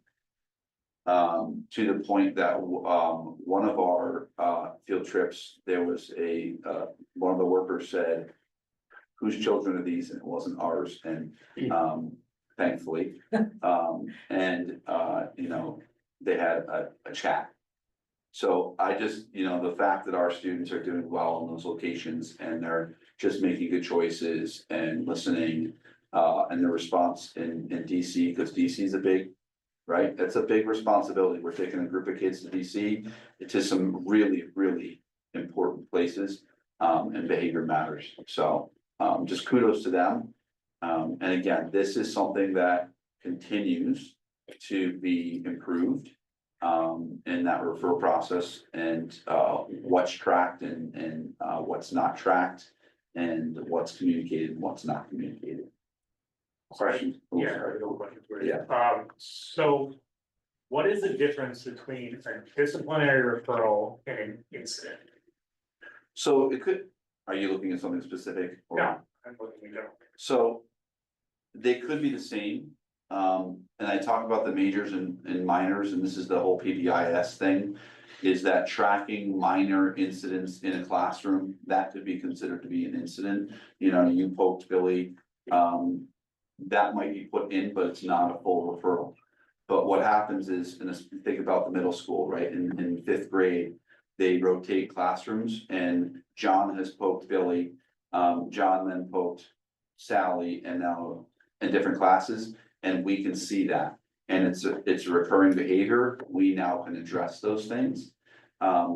That's the difference, if it's if it could be right to a major, depending if, you know, if it's a fight or something like that, or he pushes someone and it's something like that. It could go right to a major, but they're using their judgment. And an administrator could also take something that's minor, investigate it, and go, this is bigger than we thought, and turn it into a major. So the incidents that are, you know, collected in a classroom or in a cafeteria or at recess, those things are all tracked for that purpose. We use the Swiss software to do that. And that it breaks down like, what's the location? Are we having issues on the bus? We can see those things. We watched last year, we were tracking incidents where there was racism. And we were watching where it was happening, when it was happening. And it didn't turn into anything big, but we were watching it because there was multiple ones, but it was really isolated with a specific student. So that's why I say that we tracked all of this data, whether it's an incident or a major referral. You can call an incident a minor. Okay, that's what I was trying to get. So Yeah. You're keeping track of incidents simply because they may roll up to a disciplinary referral, and that's once being ordered, that becomes significant. Is that what goes to the office essentially? Is that our the administration? I think that should be more. So they all go into a spreadsheet, even if it's a minor, so that way the principals can see it. And so when it goes into that spreadsheet, it will say, like, was their parent contact home by the teacher? It could be minor and you don't need it. No, it's just a redirect, but we're keeping an eye on it. It could also be that there's a column that says, was their administrator, and do I need an administrator to address it? Yes or no? The person writing the referral says that. And in the comments then it will say what the outcome was. That's the addition. And then at the elementary school, and then what was the contact? Was it email now? Was it phone? That was missing. Lisa was doing those things, but there was no specific thing on the spreadsheet. And what I said was, I really want that information on the spreadsheet. If the data needs to be there, you are not going to be able to remember back what you did. And so that is what now, and the teachers don't see that. They only see, like, this is something that we're trying to figure out at the elementary school, is that John as a teacher can't, he puts in a referral, but he's not seeing the other pieces. And he then cannot see what Lisa has done. She has to go back and share something with him to say, hey, I wanna let you know, I gave so-and-so a lunch detention. There's communication back. So that's something too that she's just copying the line now and sharing that information. There are some things that need to be cleaned up for sure, and that's what we're working on. Okay. How does the after-school program fit into all this stuff? Like, is that rolled into what we see here? Is that kind of like its own separate thing? So it's a Board of Ed program that follows, Board of Ed policy. You're required to, just keep an eye on that one, because I didn't know that name. They joined earlier too. Okay, good. It's a Board of Ed program, so we have to, now, are there, and in their handbook, it says we align to school policy. It's obviously different demands, right, because it's an after-school program, but Lisa still can get involved with things and has. Bullying still can, those mean-spirited behaviors, she can still be addressing some of those things.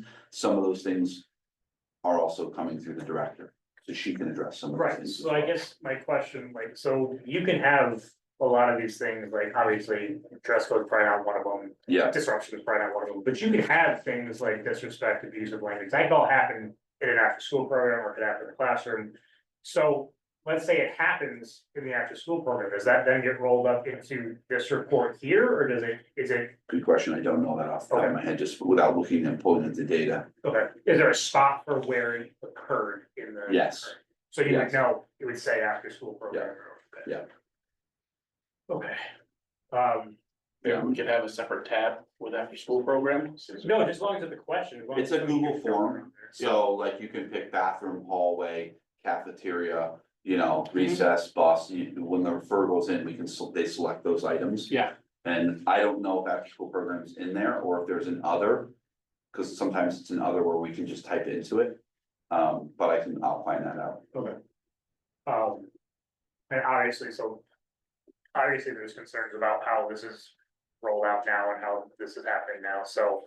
Really, the question for Phyllis, more question for Brianna, we have a policy, we do have a policy meeting scheduled next week, I know you can't make it, but you want. I already arranged, I'll be there. Okay, alright, perfect. So the incidents are not here, these are only referrals. Is that correct? I would say these are all referrals that are, principal involvement. Okay. Thank you.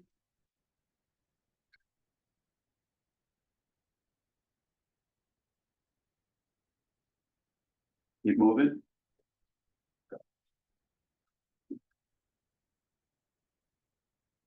Jay, John? Okay. Okay, this is like, I'm just gonna say this is one of the biggest celebrations I've had as, an administrator and educator in a long time. And I'm excited about it. It's not where it needs to be yet, but it's getting there. So these. Jen, can you see the Dibble scores? Okay, so this is the M class that we use. This is Dibbles. And Dibbles is the dynamic indicators of basic early literacy skills, all right?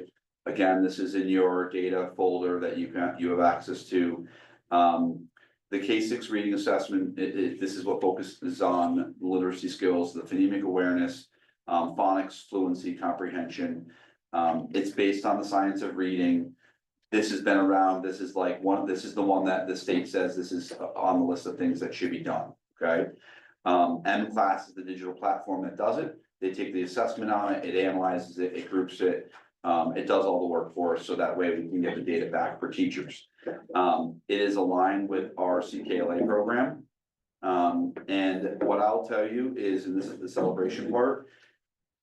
In my years as a principal and a superintendent, I've never had Dibble scores in kindergarten and first grade like that. I'm gonna attribute it, and this is they had huge celebrations around this. It's not perfect, right? It's not exactly where we wanna be yet, but we put some things into place that seem to be really, really working well. CKLA is one of them, with the instruction and trusting the process and using Dibbles. You can see 2 kids in kindergarten, in the red, 1 in the yellow, and 24 in green. That is laying the foundation to keep building on. And that's where, when you go to we'll scroll down to a minute in the older grades, where it's harder to catch those students up. That's where the specific information, Sam, is so critical to catch a kid up. What are those things? What are they missing? First grade went from 11 kids in the red to 4. And when you look at that data, that's important. They did some grouping, which is what was recommended by the program. And that specific, we weren't sure how that was gonna work. It worked great. 29 first graders in the green is outstanding. Do we want all the kids in there? Absolutely. But those are the kids the students that we're building our base off of. Okay, they're getting CKLA from the beginning. They've experienced nothing else, which is what we want. Now, as you scroll down, numbers are still, I will say, okay. They're not as good as the other ones, in second, third, and fourth. But again, we're looking for the growth. We had a dip in 4th grade there. But that's where we're filling those holes. What are those specific skills that kids are missing? So as they teach 4th grade CKLA, they're trying to pull the skills that they missed from 3rd and from 2nd and from 1st and make sure those holes are filled. Again, you can't see the growth in here. You can only see the growth from the beginning of the year to the middle of the year to the end of the year, okay? Grades 5 to 8, have you seen scores like that? Maybe you see those where you are, I don't know. Grades 5. Yeah. Grades 5 to 8, they do the maze part of Dibbles, which is the comprehension. Again, we see great results in grade 5, which is amazing. I would say average or areas for needs of improvement for 6, 7, and 8. And again, overall, some tremendous movement, which is what we're looking for and why we are doing CKLA. The last piece I'll tell you is the growth in the reading scores on SBAC below the scores out of the water compared to math. The initial scores I've seen are big increases. They're not where we want to be still, and I can't share them, but it's the data is showing the things that we're doing are working. The specific strategies that we're using are working, and we just need to keep that going. So you would say that test scores are trending upward? And Yes. improving? Yeah. Not where we wanna be Again, yet, but working towards it. Correct. I mean, if Okay. you look at the 7th grade and okay, so, and I'm not making excuses for 7th and 8th grade, when you were in middle school and you're at the end of the year, they just did the Dibbles maze, they just did the science assessment, they just did SBAC, they just did iReady, like it's assessment overload at the end of the year. But we're watching all of the assessments and there's growth, and that's what we're looking for. So I'm looking forward to year 2 of CKLA. And I'm looking towards the specifics of what we're gonna start getting out of our screeners and assessments, the things that we didn't have, and how we implement CKLA. And how we, can build our supports. Building out what we did with 1st grade to other grades this year, so that they're getting specific skills in groups that are alike. That it doesn't mean intervention, it just means we're meeting where they are in groups that are alike. So I'm excited about it. It's again, it's not everything across the board, but the K1 for us was a big win.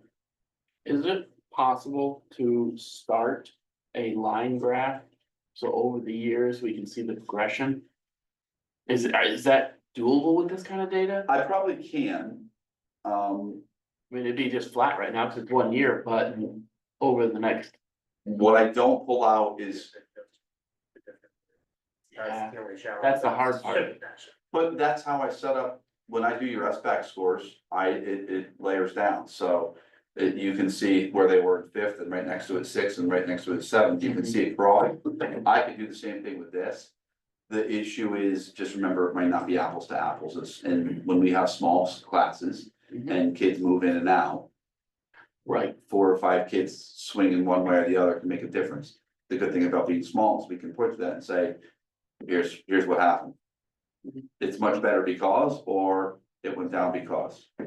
Sometimes kids move in and they're way below grade level. Sometimes students move in and they're way below, above grade level.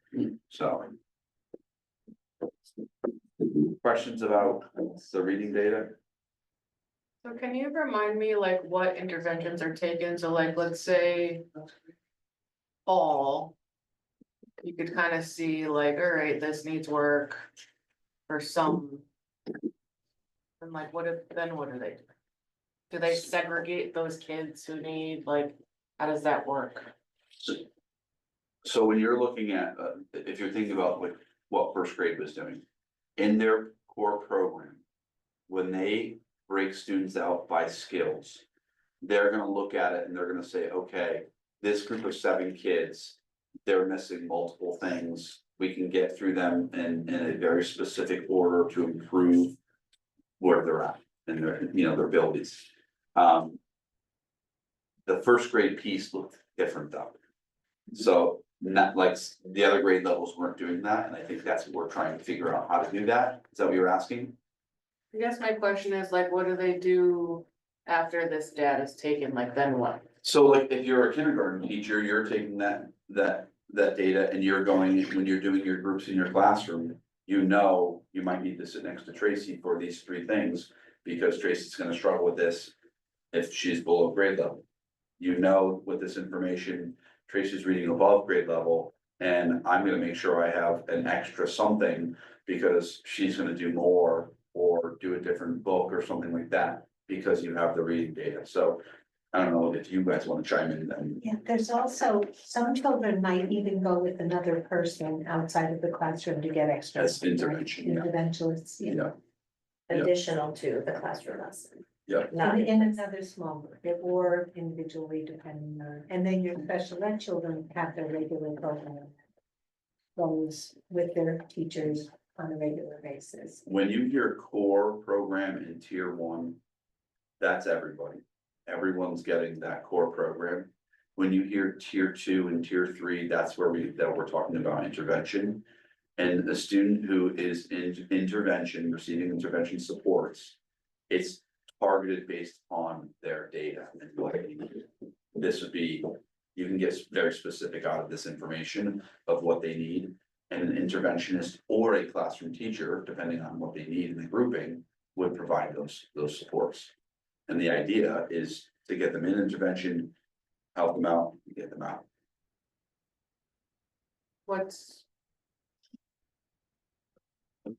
the period of time until they prove they can meet a certain standard? So they write goals based upon, if you're in intervention, they have data team meetings and they're writing goals for students of what they want them to achieve. They're very specific. It's typically not general classroom stuff. It's like very, very specific reading. She was talking about computation tonight. It could be fluency based for math. But once you meet those goals, you come out of that group. 6 to 8 weeks. She's talking about a typical intervention cycle. Yeah. And then you're meeting and to evaluate and go, hey, where are we at? How are we doing? And that could be the fall to winter to spring of the testing. The testing could even give you one indication of whether or not they're mastering what you're working on.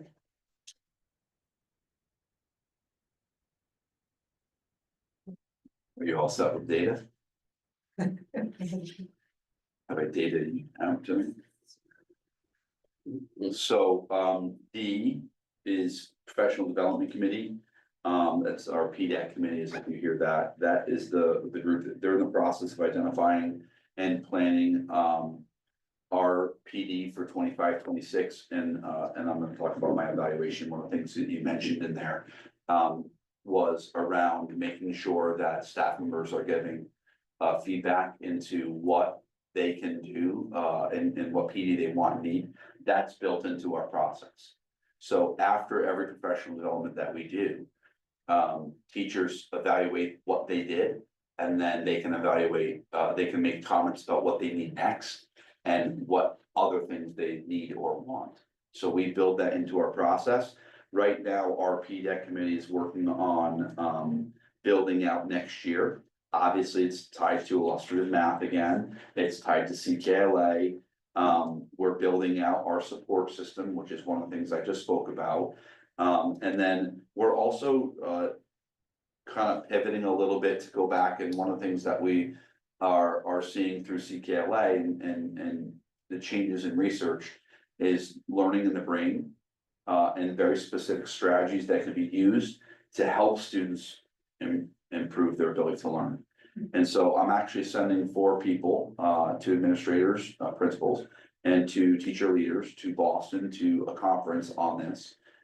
They're bringing it back to our PDEC committee, and we're gonna be rolling out at convocation the first couple of days, the connections between learning in the brain and the programming and instruction that we're currently using, and how they can help students improve. So it's exciting, and you know, when we talk about getting people on board, it's like all the heads nodding in our PDEC committee, because it's a joint group. It's all of our curriculum leads. It's exciting, so that's kind of building as we go. But you'll be hearing more about that from me as far as learning the brain stuff coming up. Upcoming events, I think they hit everything. There's all sorts of great end of the year stuff. I'm not gonna share anything else. I think the students shared the other stuff. The only other item I wanted to share tonight, and I think this is important, and actually gets to a couple other agenda items that you have tonight, was around our preschool screening. And this is in my other. And just some of the numbers that we had. So we are currently focusing on 4-year-olds, because we want to make sure they have access to a school-based program if they don't have any experience at all before they come into kindergarten. Our staff screened 16 students, 16 4-year-olds. Actually, there was 14 4-year-olds and 2 3-year-olds, and they weigh that based upon need. Of the 16 screened, 4 were accepted and as at risk, and 6 were identified as peer models. There's already students that are in the program, so there weren't a ton of slots. There were an additional 8 3-year-olds who applied to the program. They will be screened in the fall. And so overall, we have 14 students who are not accepted into preschool because the program is full. And those students our preschool teacher and our speech and language pathologist run a play group on Fridays. Those 14 will be invited into that play group. And that puts, and again, I'm sharing this for background information for upcoming stuff, but it's important for you to know. So it puts 11 students in the AM program, 11 in the PM program for pre-K. Both of this, a balance of students with IEPs, students at risk and peer models. That leaves 1 slot, because preschool programs are small, and there are significant needs. That leaves 1 slot for birth to 3. So if somebody, Brianna's shaking her head because she knows what that means. 1 slot is not a lot. Someone moves in tomorrow and they have birth to 3 services, we have to bring them into the program. And then it's full, we'll have to provide, if somebody else moves in, we have to provide services still, but you can't fit them in the room based upon what we have. It's a problem and a good thing at the same time that we have, we're addressing the 4-year-olds. We used to have a balance of 3 and 4-year-olds now, and now we're really need just an almost full 4-year-old program. The other piece I'll share with you, we currently have 32 incoming kindergarten students. That's the other number that we know of today, so 2 classes of 16. That could change this summer, more could move in. But the pre-K numbers are important. I'll share more when we get to the school conversations. Do you know how many of them are births?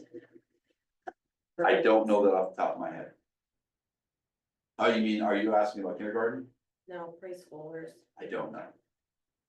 Phil, the things that came out of the legislation this year, is that going to affect us at all? What are you asking Any about opportunities? specifically? Preschool.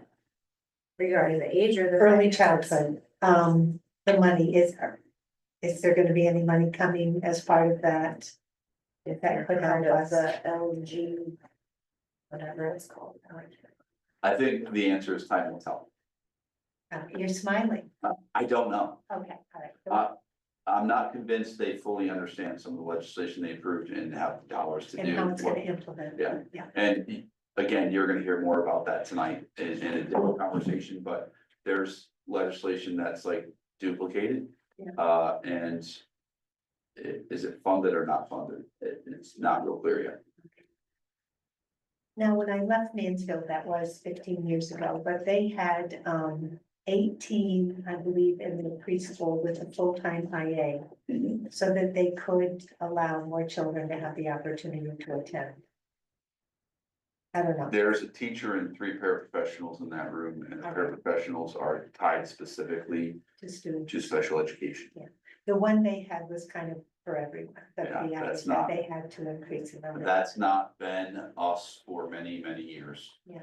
Any paraprofessional we have is tied to specific students. I'm just looking for ways to increase the opportunity for the other children. Ability. I like the Friday. A building play- project. I really like the Friday play group. I think. that's Yeah, a and that's great something that opportunity. she's built to try and make sure that there's some sort of connection Yes. and experience. So, Okay, thank you. I have something for you, Phil. Yeah.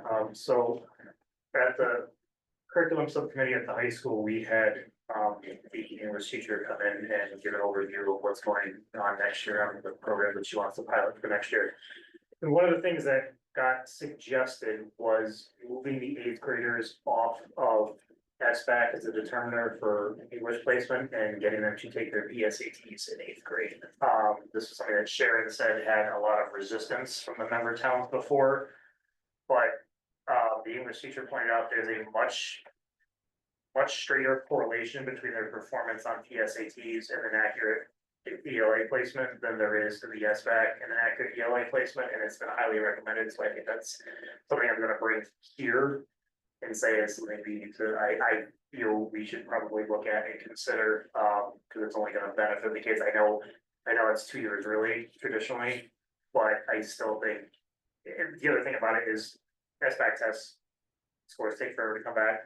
You know, that PSAT scores are now 45 to 15, 30 or 45 days they have to come back. Yeah. So they get the results that much quicker and they can act a lot faster instead of waiting until August to get the SBAC scores and have to panic to get the 8th grade kids into the proper placement for English. Don't know what it is, is that the only thing they're looking at, Arthur? as far as I know. It's not, might not be the only thing, it was just what was recommended in this Yeah. curriculum. Would that be all the 8th graders would take the PSAT? That's been a request for many years. Yeah, It's been a request for many years. big challenge. They can do it on their Chromebook via, I think the app is called Blue Book, but I'm not, I could be wrong. They could. Why is there a challenge? I just remember studying know. a lot when Well, I was in high school and I took them at the regular grade. But this is the PSAT, this, I don't you remember can that. take that as many Studied times for as that you one want. too. So this is more, this is not necessarily for a, how are you gonna perform on the SAT, this is more for a, where should you be placed Placement. going into the high school. Okay. The conversation, and I'm smirking, and I don't wanna have, you know, add my 2 cents into this to create a big conversation, but. I think from the standpoint of looking at a lot of data. And teacher recommendation is more important than a one-time shot test. And so I hope that. Just as we do of our kids going from 8th grade into EO, we make recommendations about what courses. We believe they should be taking. A parent can always override that. I'm not so sure. PSAT is the only thing I would wanna look at. I would wanna make sure that there was multiple things they were looking at, so I guess that's my point. I don't think they were trying to make it the only thing. Yeah. But it seemed to be that there was a very good correlation between their performance there versus where the appropriate placement would be going into. Replacing SBAC with the PSATs. No. Not necessarily placing. It'd be in addition. Oh, no, they still take SBAC, but they would look at the PSAT Yes. replacement. And the teachers. I think it would probably place the very high students very well. You know, That's a fairly accurate predictor of all students, though. Yeah, but maturity wise and test anxiety. You can do that this That, spring Also. yeah, that's it, with everything else they're already on top of. I don't know. That's Other always been districts part of the around us conversation. doing That's the point, is it's always been a conversation of what district assessments. I agree with you, it is a good predictor. The challenge is with eighth graders, because if they do the science NGSS test as well. They do SBAC, we have internal stuff that we're doing, there's a lot of assessments that are occurring. The time you would wanna do that would be in a similar window. And so what happens to your instruction for a month, basically, is part of the conversation. And in your data, we saw that final eighth grade test, 10 kids Maybe, went from 2 to 10. yeah, maybe. You know, so I'd rather that was testing. dump SBAC and do that, but I don't get to make that choice. Mhm. We don't get to make that choice.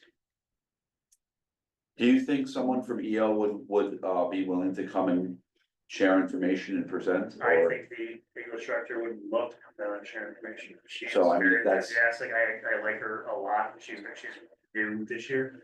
I think she knew this year, last year. She's very enthusiastic. She's very into it. She's a great person. I think she would.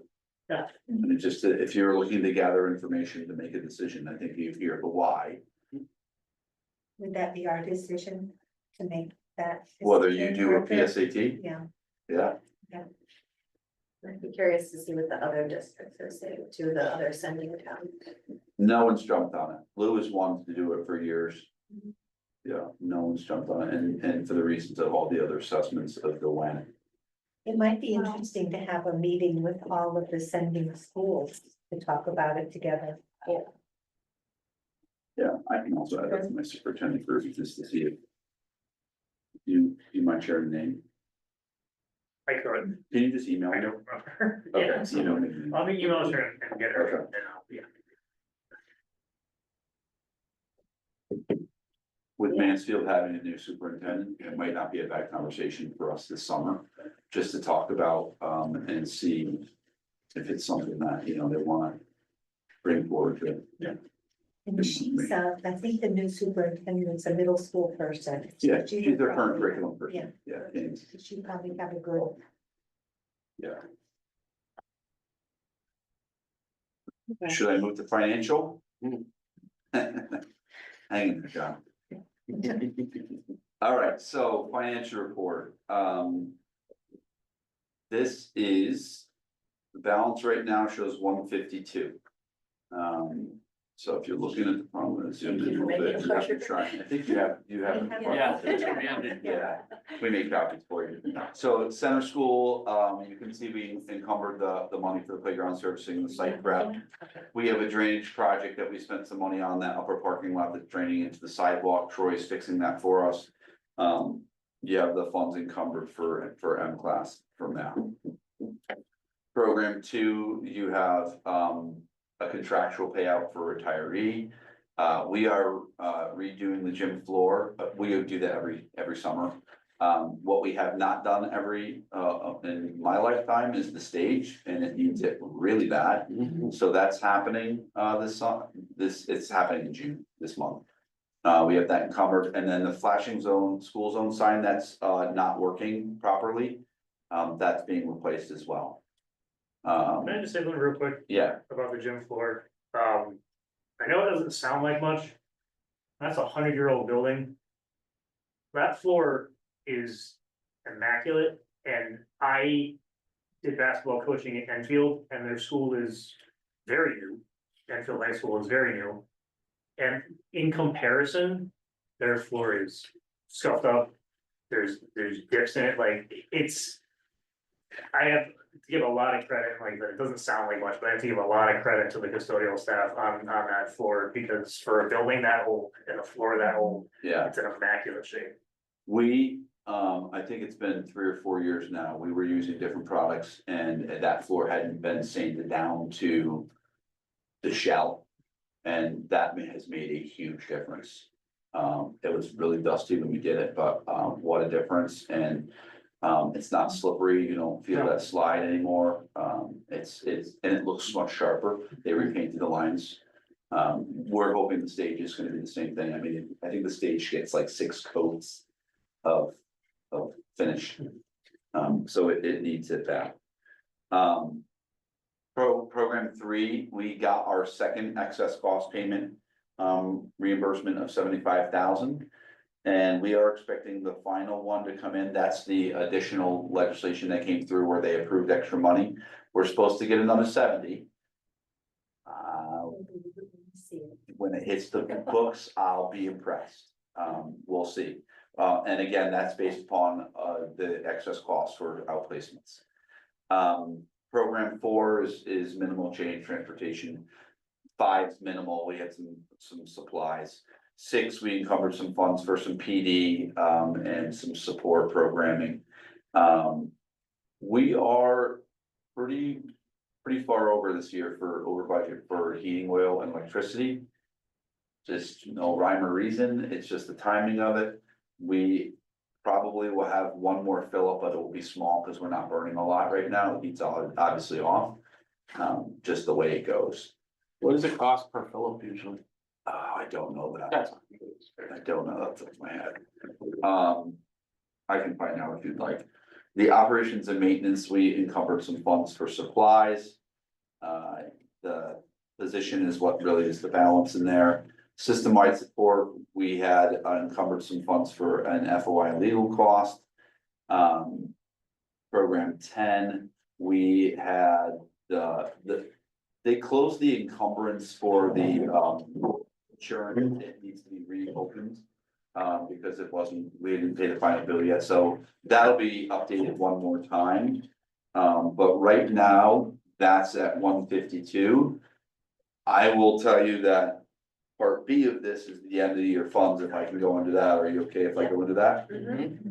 So I'm obviously in the process of completing some end of the year projects, things that I had not done.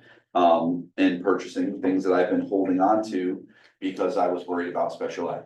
And the funding that we were not really going to receive because they came in low. So I'm doing a bunch of smaller projects that I've been sitting on, smaller heating projects, some fence repairs, lock repairs. The stage finishing is on there, school zone is on there. The HMS field is on there. I'm gonna talk to you more about that in a second. Instrument repairs from the band room. It sounds silly, but I'm spending $2,000 on our loaner instruments that need to be repaired. And other items like that. I have not been approving those items because I need to make sure we were gonna make it through the year. Because when you look at the shortfall in special ed, and we're still 190,000 in the hole, and that's after our excess cost. So it's what I've really been watching. I have been conservative with all those things. You will see that your playground is fully encumbered. So you don't need to hit your non-lapsing. It's okay to do that. You already approved that entire amount. It's between ARPA and your budget. And you could do that again now because in the full budget because of the extra money you're gonna get from special ed. Now I'm looking for guidance on 2 things. Number 1 is the HMS field. The soccer field was overrun with grubs. To the point that we reseeded, I think 2 years ago. And all of our specialists that we've been talking to as far as like lawn maintenance people, which we've had scientists out, have said the grubs have been horrible. We are limited in what we can put down. You can't put grub X down in the field. We're not allowed to. So it got chewed up. It was bad in the fall. And so we've tried to do some things. We bought nematodes, if you know what those are. They're like little things that eat the grubs. They're natural. It was past the season and we missed them. We've tried to, now we have moles in there because of the grubs. We've rolled the fields. It's been a mess. And so we had basically a lawn science guy come out and look at it and basically say, you need to scrape this and start from a top layer and replant. So, hold on. I have basically we'll call an RFP out right now for hydro seeding. which would follow, I have Troy coming in, we have our renting machine to basically scrape off the top layer of what is left is crabgrass, if you look at the field. And then you'd hydroseed it. There are no sprinklers out there. Heads, obviously. So here's the question. The lawn science people are basically saying, look, we'll gladly come in and hydroseed for you next week.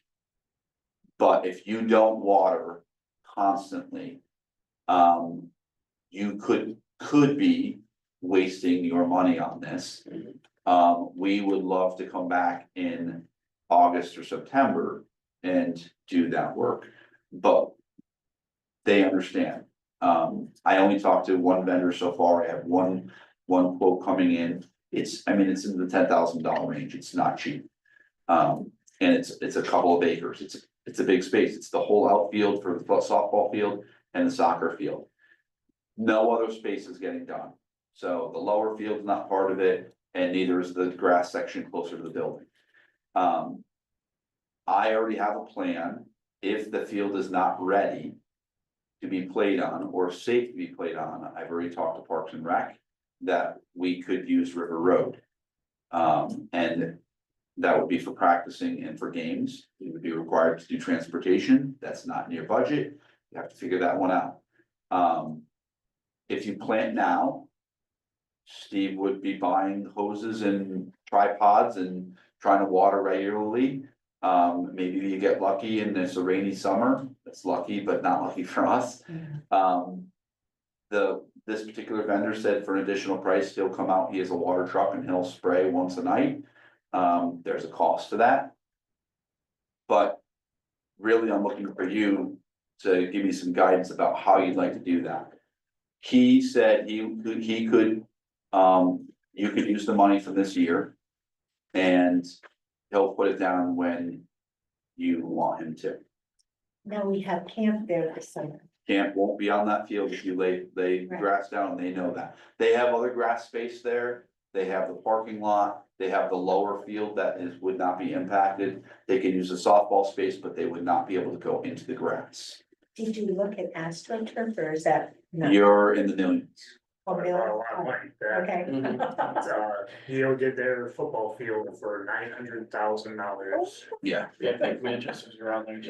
Yeah. It was a lot of money. If we were going to stay for sure, and we knew we weren't gonna impact that field, I would recommend something different, looking into, like, I'd recommend sprinklers. Yeah. I'm not recommending spending any more money right now than need to for safety to get to use that field. So it's really now, and I mean, it sounds silly, but my custodians are gonna spend a lot of time watering and moving hoses. Right. It's doable, but It's a little late in season to be hydro seeding. Should have been more spring or fall. he really wants to do it in the fall. Yeah, you oversee in the fall, but Yeah.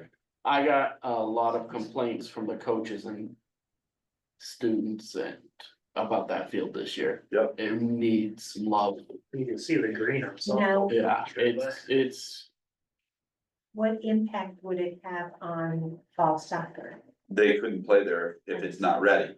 If we seed it now, we might have a chance to play there. Yeah. If it's not ready, we're not gonna play on it and we'd be transporting. If we've seeded in the fall, Yeah. we absolutely won't be playing there. Because he said, if your season goes through the end of October, you can't lay down hydro seed in late October. You could be, you'd waste all your money. is he gonna scrape it all up and hydro seed, or is this just hydro seeding over what's there? No, we're scraping it all. So Troy has the We would machine. scrape it, he would Yes, seed it. and it's not a rock hound, it's,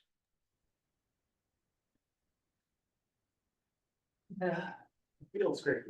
Yeah. it basically, it's got like tines on it and you can raise and lower the tines. And it basically takes it scrapes off the very top layer of the weeds that are there.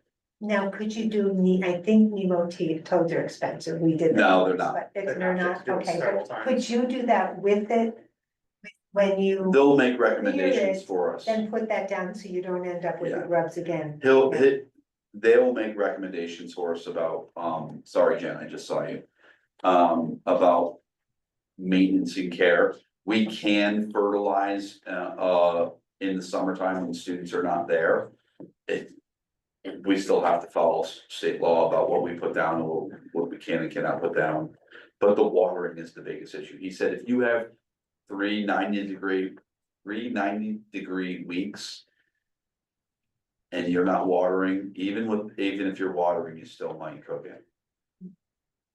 Jen, I just wanted to ask about whether, I mean, it seems like a very large job for someone to come every night and water all of that seed. Did he give us any kind of estimate or idea as to how much that would cost? no, I mean, He I didn't. wonder, it seems to me that the balance is that going to be cost effective, or is waiting until the fall going to be cost effective and busing the kids to River Road? That to me seems like the two scenarios. yeah. The busing can get expensive, Mhm. and then you're just putting the money somewhere else instead of just having him come out and water. Right, So you have to go for practice every day? and we didn't get too far into the price of that because it wasn't. But he basically has a truck that he can do it in a quick amount of time, because it just, picture a fire truck that just can spray out, that's what he's got. He's got a truck that can just load up. The fact that we are gonna pay more for water. Right, I mean, we're on the line, which is good, we're not on a well. But if it's, based upon our conversation, if we needed it, he could provide it. If it was really hot and it was getting, terrible, he could come out and water for us. If we did need it because it was raining every couple days, we could do without Do you it. think That's that- not part of the contract. Do you think the fire department could help us? Potentially, Jen? Yeah, Jen? I say yes. yeah, I mean, I don't know, how, how often they change the water in their truck and what it would look like. I mean, Troy has a water truck too. The problem is the water truck, you have to have the right equipment to get it out there, because you can't drive on the field. We drove on the field and it just made ruts, it made things worse. Mhm. So, trying to come up with, you have to have the right equipment to get the water out there, that's not gonna make it worse. So picture that little side ramp by the softball field and parking right there, and your hose has got to shoot to the road. That, it's not a short distance. Did they say anything about winter weather being a factor? Like, what if it's a super wet winter? No, That won't mess it up. no. As long as it has to rest, you can't put kids on it. We would have to close the field all fall. Like, it would just be, cordoned off I'd and, rather do that than take a chance. I feel like that's kind of where I'm leaning right now. We can't do anything until we get pricing too, Yeah. right? I mean, no, yeah, of course, we can give you a blanket green light, but I would want to see pricing before we say yeah or nay, in my opinion. Because it could be $10,000 or it could be $100,000. well, I wouldn't do it for $100,000, but if, I know we're gonna be in the $10,000 range. Okay, I mean. without water. For the hydro seeding, yeah, without the water, correct. Yeah, Are they willing to provide guidance on watering, because you can underwater, you can overwater, and I have faith in our custodial staff, but they're not arborists. law and science, yeah. So would they be able to be like, okay, you need to, if it's in this range of weather, you gotta water this much, it's something that they would, Yes. as they hydro seed, here's like your instruction packet Right. for success. The people that we have contacted are lawn scientists, like that's their field scientists, and because we tried to reseed it and it didn't work. So I'm trying to make sure we get the right stuff down and put the right stuff down legally. You need to have those people, because it's used a lot. That field is used every single day. So you're looking for a motion up to a certain amount. I'm not, I don't even need a motion. I don't, because I could do this I'm just looking for guidance on, if I get a bid for $30,000, I'm not gonna spend $30,000. I'm gonna come back to you and say, you need to have a special meeting to have this conversation. I was told it's gonna be in the $10,000 range. That's what I've been told so far. Scraped and hydro seeded. Scraped is like $400. That's, Public Works is doing the work for us. Awesome. It's the hydro seeding and you know, that's the cost. Cause it's 2 acres. What did they recommend, this now or the fall? This individual that I talked to basically said, it's my name on my product, right? And I don't want it to fail. And obviously it has more chance of failing if we do it now. So, Okay. does that make sense? I mean, I would be curious to see other companies that come back, so they get the same information. yeah, Like Matt's Landscape, they come on local to see what they have to say. they don't, not No, all, they don't even want it. not all of them hydro seed. Yeah, So some do seeding, but it's different. Yep. And it depends if you have, I mean, so the first company I contacted said, gave us feedback on what he thought we should do. And he said, but I'm gonna tell you right now, we're not going to touch it. And they're a big firm. What we did get was companies that do the hydro seeding and at the recommendation of, you know, with lawn science behind it. So. I don't wanna say the number, because I got a ballpark number and I haven't seen this specific thing, and I don't wanna have somebody lowball because I gave the number. It's a good problem to present to the lawn science students in the high school. It is, but it's time sensitive. Yeah, I know, but still, it'll be a cool, like, real life scenario for them to consider and use it as a, you know, Yeah. example of what they may have to do or choose to do. Can anybody use, what do you use grubs for? Are they good for something? Birds, If you change to the whole turkeys, and have a bunch of turkeys on there, people grass. yeah. they'll dig up at the same time. They bring the chickens out. Rent a bunch of Do you want that as a basketball house? So I really need from you, I need to know, do you want me to, if it's in that $10,000 ball, you know, I need to make the pivot. Because my rental is next week to get to scrape that field. And I got more information because I've been moving. I've got more information since that we booked the rental to scrape the field. You have to hydro seed very soon after you scrape the field because it's prepped for it. If you get a ton of pouring rain, it's gonna make it worse. So do you want to do it? I just need your feedback. Do you want me to not do it at all? Do you want me to do it now? Or do you, and water the heck out of it and just make sure we have a watering plan? Or do you want me to wait till fall? And if I wait till fall, it just means we don't have any soccer practices there and everything's at River Road. River Road's field are nice, so it's not like. It's not bad. Downgraded field. I just think our level of success is probably better in the fall. I agree with that. There's much less of a margin for error in fall than there is in summer. It might cost more because of busing. It might. Can the parents pick up at an alternate location? Yeah, and it depends on how they do soccer practices, so. It depends on what we have for busing too, so if we have a bus that's automatically going that way. And we can drop off a soccer team, Yeah. that might work. It's just trying to figure out We the still have to logistics water of in the it. fall, I would assume too. You still have to water, But you know, August is getting a little cooler. right, it's the sun's lower, I mean, Brenda and I had this long conversation about this, like, the sun is lower, it's not on the, you know, cooking the field. You could have a couple 90-degree days in September, but I guess that. Mhm. So you're leaning towards just do it in September, don't do it now, and just make plans for our home soccer games would be at River Road. I'm leaning towards doing it now. It's not ideal for seed production, but I think it'd be better. I agree. I think I think it's easier to manage if we do it now. And was the person that you were talking about, Phil, who had their name on it, was the person who was willing to do it now? Yeah, oh yeah, yep. So that indicates to me that they have some stake in making sure that it's gonna work, and it's even if it's not an ideal time. I mean, I think it's still an appropriate use of the summer to get it done, and we can also control the watering. It sounds like even if we have some hot days, there's someone who's willing to help us out. Yeah, and that's a really good point with the watering piece, because if you do it in the fall, I have one custodian in the building in the fall. In the summertime, I have the people that are cleaning. So the three are there at the same time. So if I send one out to move watering around, it's not as big an issue. That's an important piece of the,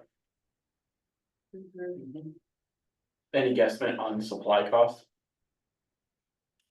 what do you mean, like tripods and hoses? Yeah. It's minor in the grand scheme of things. I mean, we're not looking to buy like gold, tripods. And I just said, it's gotta be something that Steve can pick up an edge, roll a wheel and put it back down.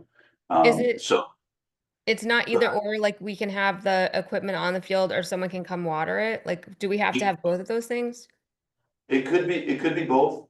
He said water twice a day. Oh, okay. Man, those He are said- like babies. It is, and that's what he said. He said your custodians might be fine for a week and then they might wanna, hurt you after that. Yeah. And how long does watering have to go on? It's the summer. The whole summer? Wow. Probably a little bit fall. This is all that upper field, So all the way up to basically, the dirt and the softball. I just wanna make sure this the might be softball. the easiest way to show you. Sorry to, Learning so much. Pull up a map. let me tell you, this is, I'm just like thinking softballs bouncing off those things and smacking kids in the face, which was a concern for sure. Bouncing off of, The ground because it was all wonky. it was rolled though. Yes, So this is the area that is the 2 acres is basically from, this is the hill. Mhm. get my bearings, okay. All the way down 32, all the way along the end line of the goals where the pillars are.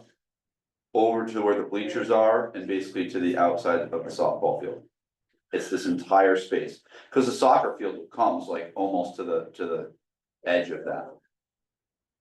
So Now, it's, the camp kids were going down to the lower field. camp kids could use all this, or they'll have a path along the outside edge to get down to the lower field. Very good. We weren't gonna touch the lower field because, and I did talk to the coaches about this, there's potential that they could do some practices down there, but all the time, no. It's not a realistic place to practice. I trail. I think that it's worthwhile, as far as the watering piece goes, even if the fire department could help out a little bit, like a couple times a week or something, that takes the load off of the custodians and it makes it more feasible, I think, to do it during the summer. Alright, so I heard 2 people say yeah.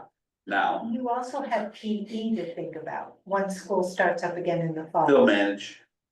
Should be enough. Everybody has to manage. Yeah. If you want your field fixed, you don't have a choice. This is the way you gotta do it. But that would be another reason to go with the spring, it wouldn't affect the PE program. No, it would still, if you do it in the fall, it's gonna impact the PE program. Either way, it could impact the PE. You could do it now and it might not be ready in the fall. It just might not be ready. I'm concerned in the fall about busing because I know. Smith's. Their crew team was off campus, the lake, and they would have trouble getting a bus driver sometimes, and then parents had to take care of that, but in middle school, that will help. Yeah, we do it for the baseball team and I have not heard, but that's not every day. Yeah. Right, they practice a couple times a week, it's not every day. Now you know why I was asking for your guidance on this one, 'cause you can determine if you wanna make a motion or not.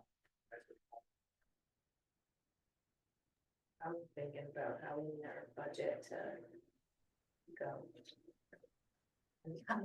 How much would the bus be? Either way, you can pay for it now. It's this year's money. It's this year's month. Okay.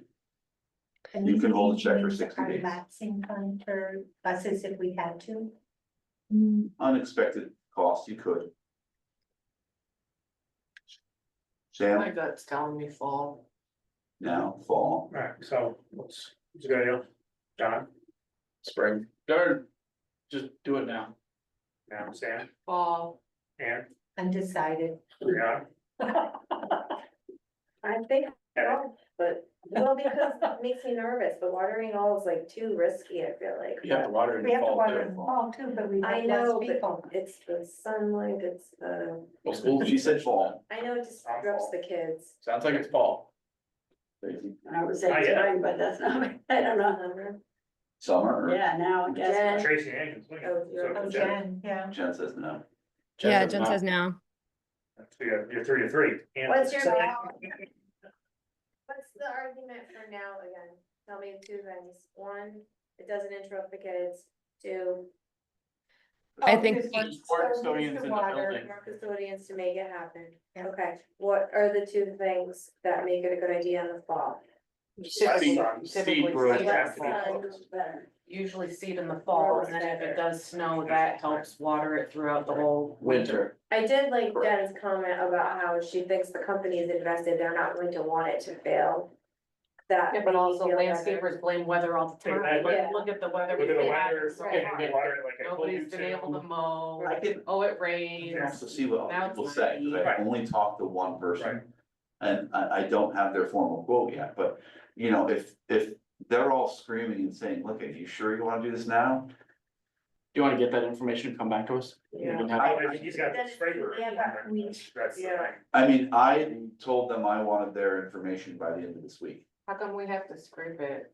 How come we committed to scraping it? Get rid of the old. because all the ridges that are in the field and it's moles and it needs to be But can level. we postpone the scraping for a little bit? Sure, Just We would just have to do that, that's all. Move the rental. Well, we just have to seed as soon as we scrape, right? Whatever. Let's do it together. and I mean, it's booked for next week, but if it rains, it's not gonna Is happen. it scraping or is it thatching? No, it's not touching, it's scraping.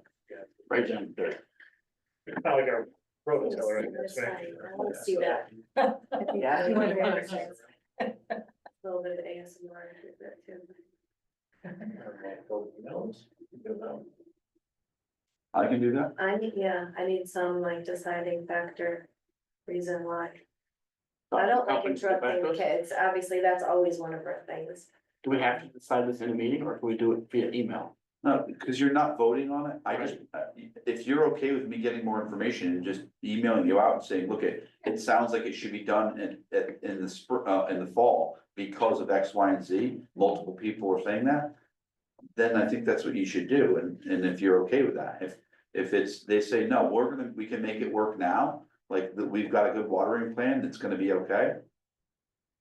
Then we go on that. Then we could do if you send it in an email, we can do it by all, so that we all know what each other's. Don't reply all because that makes it a leader, Oh, a meeting. It's called a Harley rake. That's what's happening. It's called, if you want to Google something, it's called a Harley rake. things I did. Brianna, I don't think you should do any of those things. I don't think you should do, if you're gonna do that, you should call a meeting. No, it's. If you just want, I need your input, if you are split, it could go either way. Let me get the information and I'm glad to make that decision based upon the feedback that I hear. I think I can hear from those. If there's only, one other landscaper, then, let's see what they say. If they go against If each other, they tell then. you it's unwise to wait until the fall for a variety of reasons, then obviously you do it. Then you wait. I have faith in And I didn't think of the fire department, so I'd like to talk to them as well, just to see if that'll work. So it's a good thought. The other thing is, could you call UConn, their agricultural, and ask them what they think about it? I could, but I'm not sure They got some what nice looking grass up there. work they're gonna give me. They do, but they have an army of 50 people that like scrape their, yeah, it's just crazy. You wouldn't believe how much money they spend for I can only- for Mother's Day / graduation weekend. Graduation, yeah. So and this, I'll leave it at this, but just to give you a sense. The men's soccer team in Eastern Connecticut moved from they're no longer using their grass field because it cost $250,000 a year to maintain their soccer field. That was grass. They're now on turf. So that's what sprinklers, like constant maintenance, it's expensive. So it's not as cheap as everyone thinks it is, compared to turf, but Does the rec department use that field also? no, there's no rentals there. They don't do it like that. They could do for camp, but we could work around it. They already know. All right, I have item number 2 here for you too, sorry. This should be faster. I'm watching, I'm not trusting that the 70,000 is gonna come in for special ed. So I'm gonna ask you if you're okay with this. I want you to give me the okay to pay the first month of the M&J contract again. As long as the final excess cost payment comes in. If it does, I want to pay that first month because that will cover the balance of the contract increases that we are facing this year. That will cover it. If the excess cost payment doesn't come in, I wanna hold and wait and just pay it next year. You can manage non-lapsing funds if you need to, but basically I'm looking to say, I think if everything comes in, the money comes in. And I pay the first month of the M&J, that would still leave you, I believe, easily $100,000 in your account at the end of the year after all of these projects. And that would, you could transfer to your non-lapsing. Are you okay if I do that? If the excess money comes in. If the excess cost money comes in, then I would do that. Does all of it have to come in or just a portion? So they told us it's gonna be 70. I can't imagine they're gonna stray from that, but I can't. The way, I agree, and that's the process, that I've been concerned about the process, and because it's already June 10th, and that money should be in our accounts already, and it's just not. We just got the excess cost second payment, so I'm just, that's why I'm, like, this is all very, very late in the budget year to be doing this stuff. Yeah. Yeah, nod your heads, yes, no, yeah, okay. Yes. Yes. Is that gonna change the budget for next year? It doesn't change the budget for next year. What it allows you to do is because of the contractual increases that are not showing up in our budget right now, because we built it in December, that it would help offset those costs. Remember, you're approving a contract, or you're voting on a contract tonight. And it Sorry for also that. seems we may have, based on our oil this year, those prices are probably going up.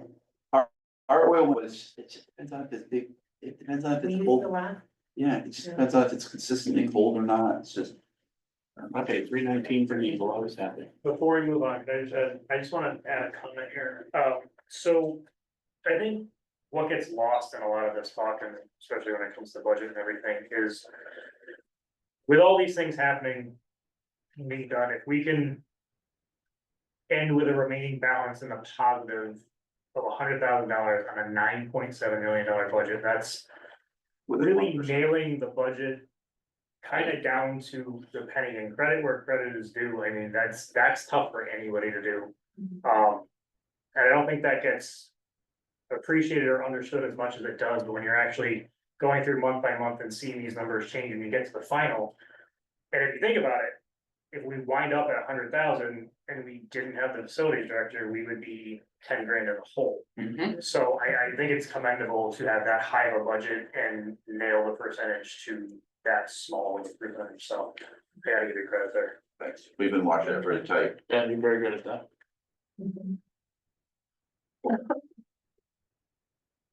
Okay, item 11, new business, part 1.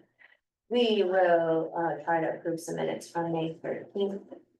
I will make a motion that we accept and approve the regular meeting minutes for May 13th, 2025. Second. Second. Welcome, Jen. Any discussion about it? Who made that first one? Thank you, and Jen got the second one. Thank you. Okay. All right, all in favor? Aye. Unanimous, done. All right, next we're gonna talk about the WSS contract settlement. Yep, and I will fire through this for you. You have, you had a committee, and Brianna and John were on this committee. This is the group that's nurses, secretaries, staff support specialists, custodians. It's a big group, variety of positions. So I'm gonna just fire through the kind of big overview. 3-year contract. The purpose of the contract this year, we were really working on retention and attracting new employees when we have openings, so that was kind of our priority. And I'm just gonna fly through. The yellow will be redone once the it's approved. This was unanimously approved by the union last week. So the contract added in several positions. that were outside the contract. The staff support specialist was not in the contract, it now is. The mental health specialist was not in the contract, we have that position, it now is. We changed the building maintenance title to supervisor. And we added in speech and language pathology assistant, that SLPA, that person that we no longer have a second speech and language person. So those people are now in the non-cert contract. And I'm just gonna in green. We made some, cleaned up some language just for clarity around the sick day bank and bereavement. I'm not gonna go through all the details of those. You can read them on your own unless you have questions about them. Some things about when personal days can be taken, they can take, not attached to long weekends, it helps us. Adding a statement about we're gonna make sure we support, you know, the advanced degrees in training, PD, there's some money around that. This is the big change. The paraprofessionals did not have access to all the holidays that every other 10-month employee had. That has been corrected, so they're now equivalent to 10-month employees. That is, was a big sticking point in the contract for me. When I would go to hire someone, I'd be like, oh, sorry, you only get 3. So that's been adjusted, which is great. They have, sorry, I'm going fast here, minor things. They now have an emergency leave piece in the contract that would only be approved by you. So if someone has some major issue going on and they ran out of days, technically they no longer have a job. I would let them go. If they ask for emergency leave, which is unpaid, you could approve that and say, hey, we really want to keep this employee around when they're whatever's going on in life. It's just a protection that you could allow. We adjusted the employee share of health insurance over 3 years. It's currently at 17.5. It will go up to 18.5 by year 3. So they're paying more for their health insurance. We adjusted we capped, sorry, this is all unchanged. Periods, that's minor. Longevity. Oh, I missed longevity. We adjusted the longevity to recognize people that have been here for a longer period of time are getting the same stipend amount as someone who just received longevity for the first time. So that's been updated so that it balances out. They get a lower amount early on and a higher amount later on. We adjusted the maintenance stipend. That's just adding all the positions in. Maybe I missed it. We adjusted the maintenance position stipend and capped it at $72.50. That just allows them not to go above that. And a new person coming in for that stipend for the first time starts in like the $4,000 range. We added in here we go. A high needs paraprofessional, paraeducator stipend. So someone that's working with a student with significant behavioral needs where there's very specific training that needs to be in place. That's a specialty. There's a stipend for that now. Basically, the changes now, the contract is, if you notice, all of the grids are the same except for the bottom row. They left they're getting step movement every year. So they go step 1, if they're on step 1 in year 1, the next year they're in step 2, and the next year they're in step 3. The people that are at top step don't have anywhere to go, so they get a 3% increase, and that's what the changes there from 3454 to 3558 to 3664. Okay. The SLPA is new in the grid. We've added that to this first grid, so you can see them in that first grid. We moved the building maintenance position to the second grid into here. And the reason why is because of their role and kind of comparing what they have in the region and what they're making and what we expect them to do. So they're in a new grid with the ability to make a little bit more money in the future. We added the staff support specialist into the instructional paraeducator line. So they're together.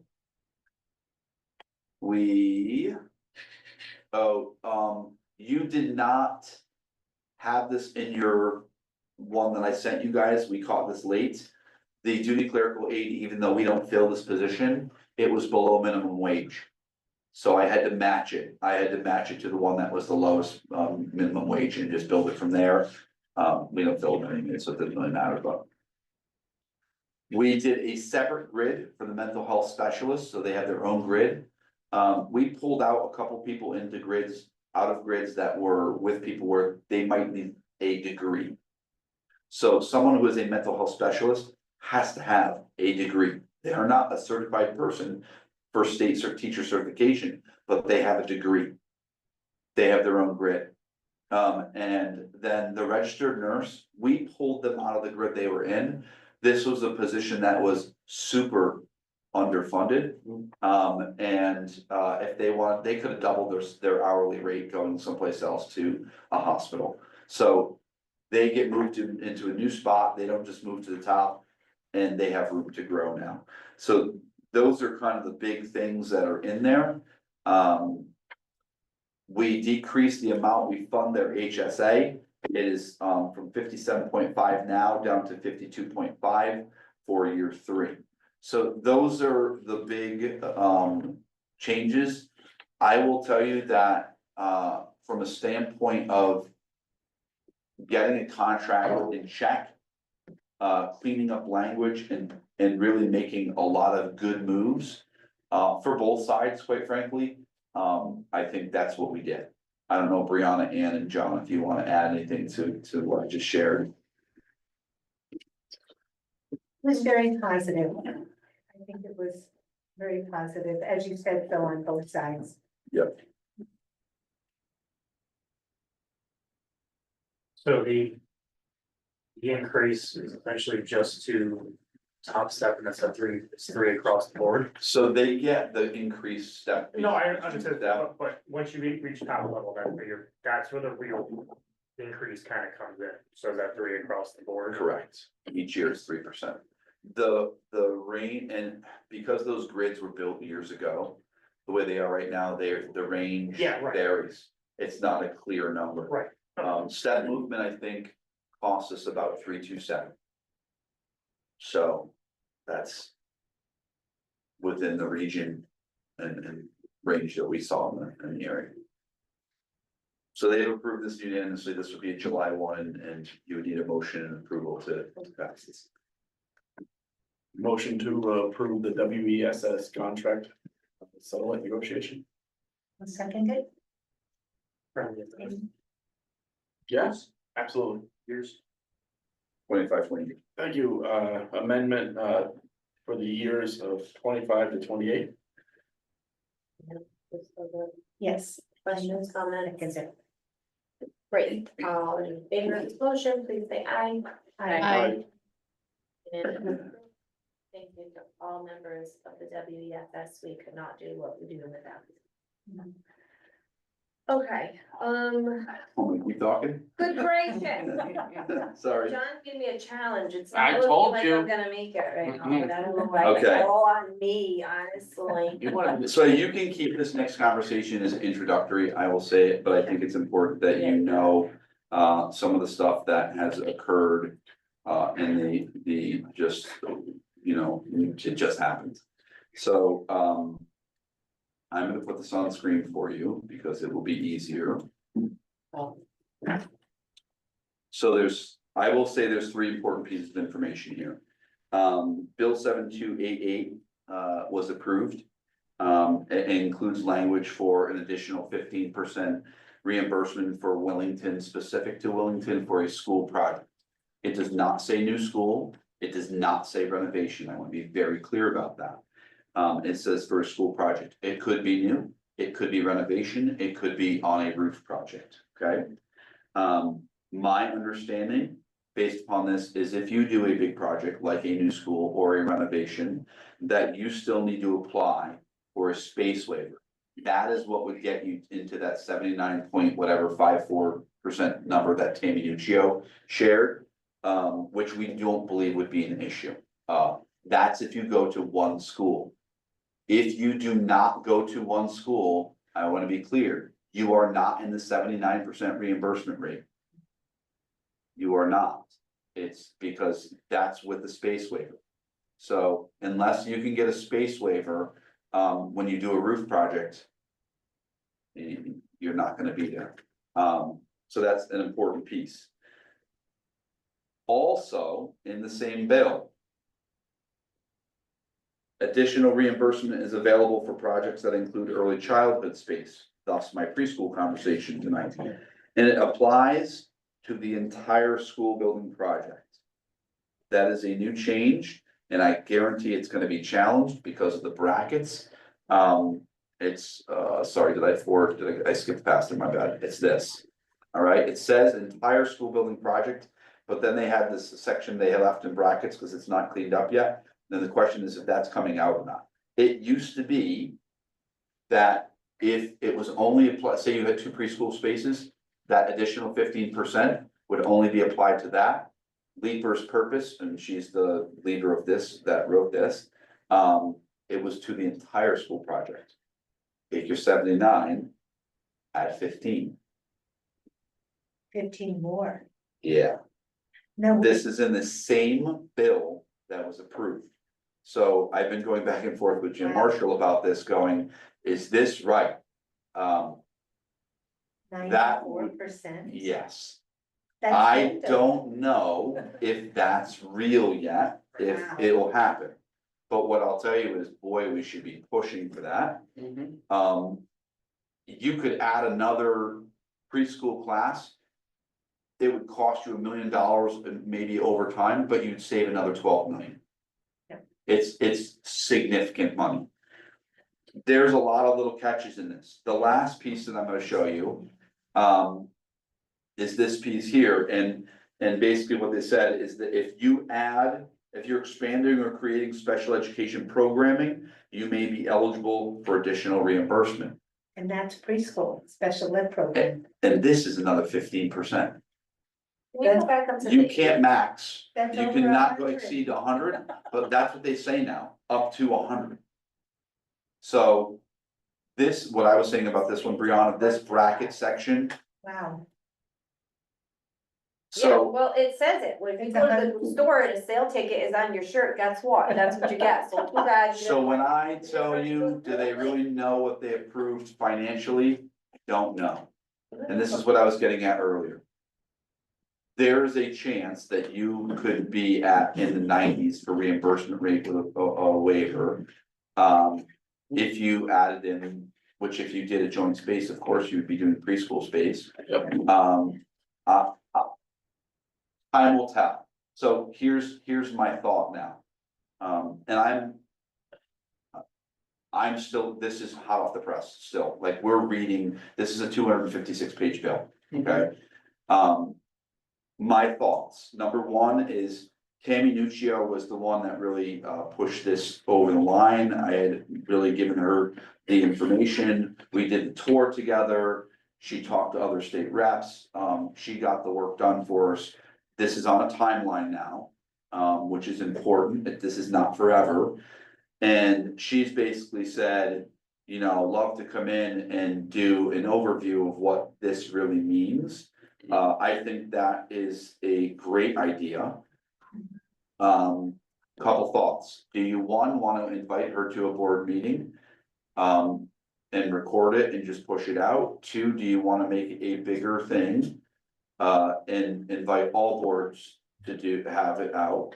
3, do you want to get updated pricing based upon the reimbursement rates that are in statute now from Rusty that would be presented that night? I think you need to consider all those things.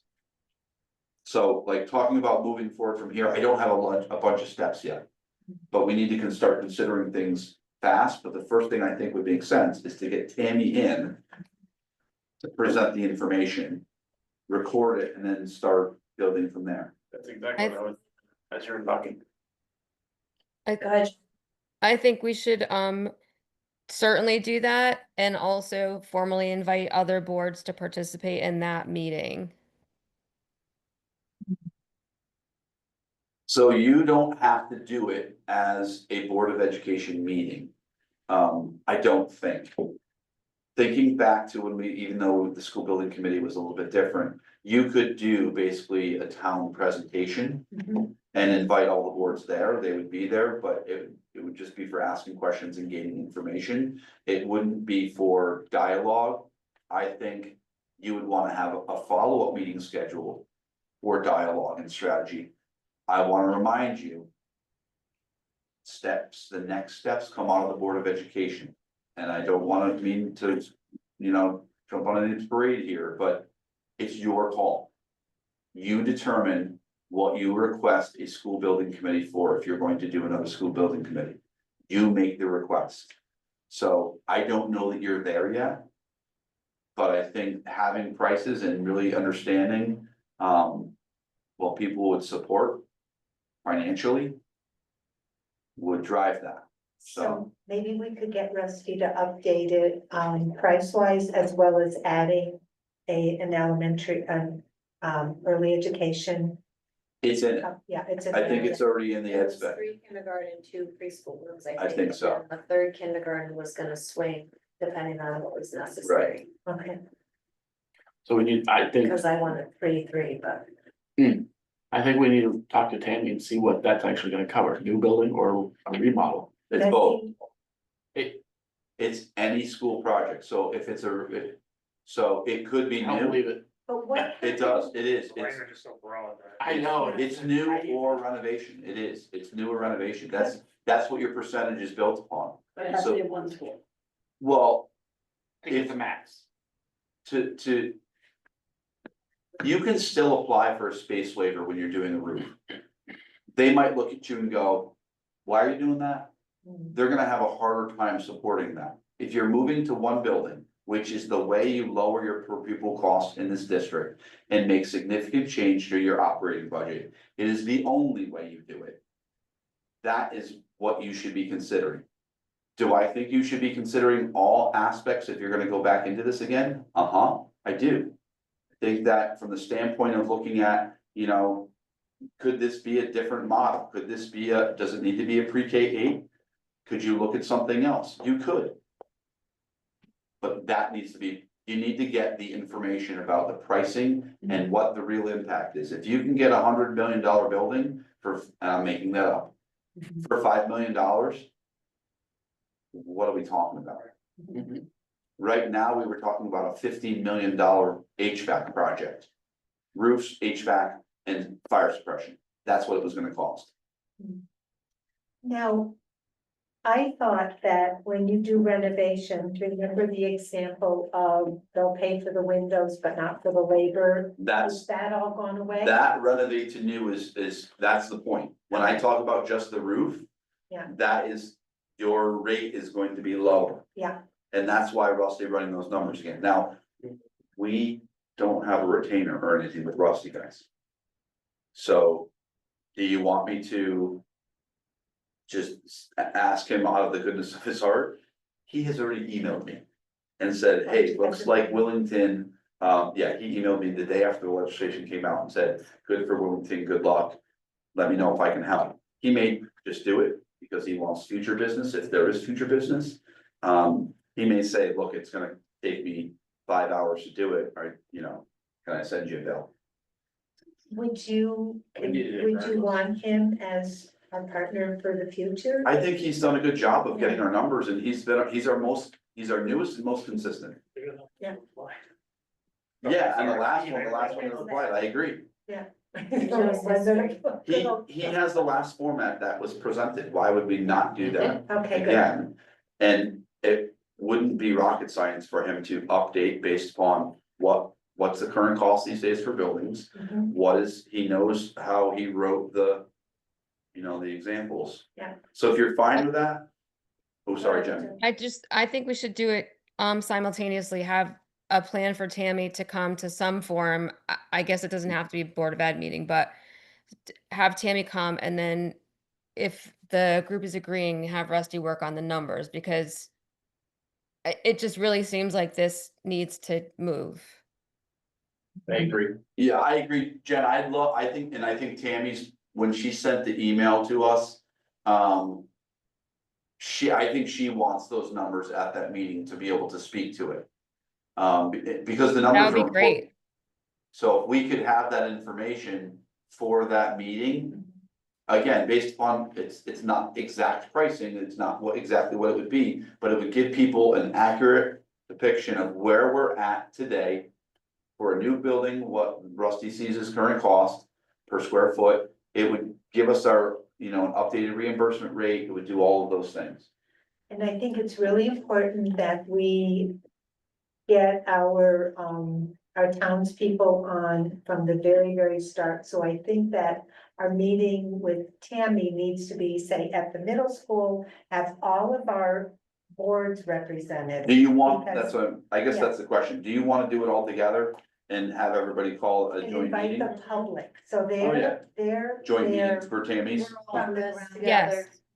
I don't need to hear it and then tell somebody, look, we'll just hear it together. Well, you could invite them and make it your meeting, you could not make it your meeting and, remember the last Rusty presentation where he and I sat? Yeah, That was not a board meeting, no, Right, that, we could do that again and just invite people in, or I think the purpose is to allow questions. I think based on the history of what's happened in this town as far as schools go, it might be, I think it would be a great idea to have the boards represented so that the town knows that the boards know and the board knows that the town knows. Like that to me seems valuable. and we would all be making that commitment together, so it's not just the Board of Ed.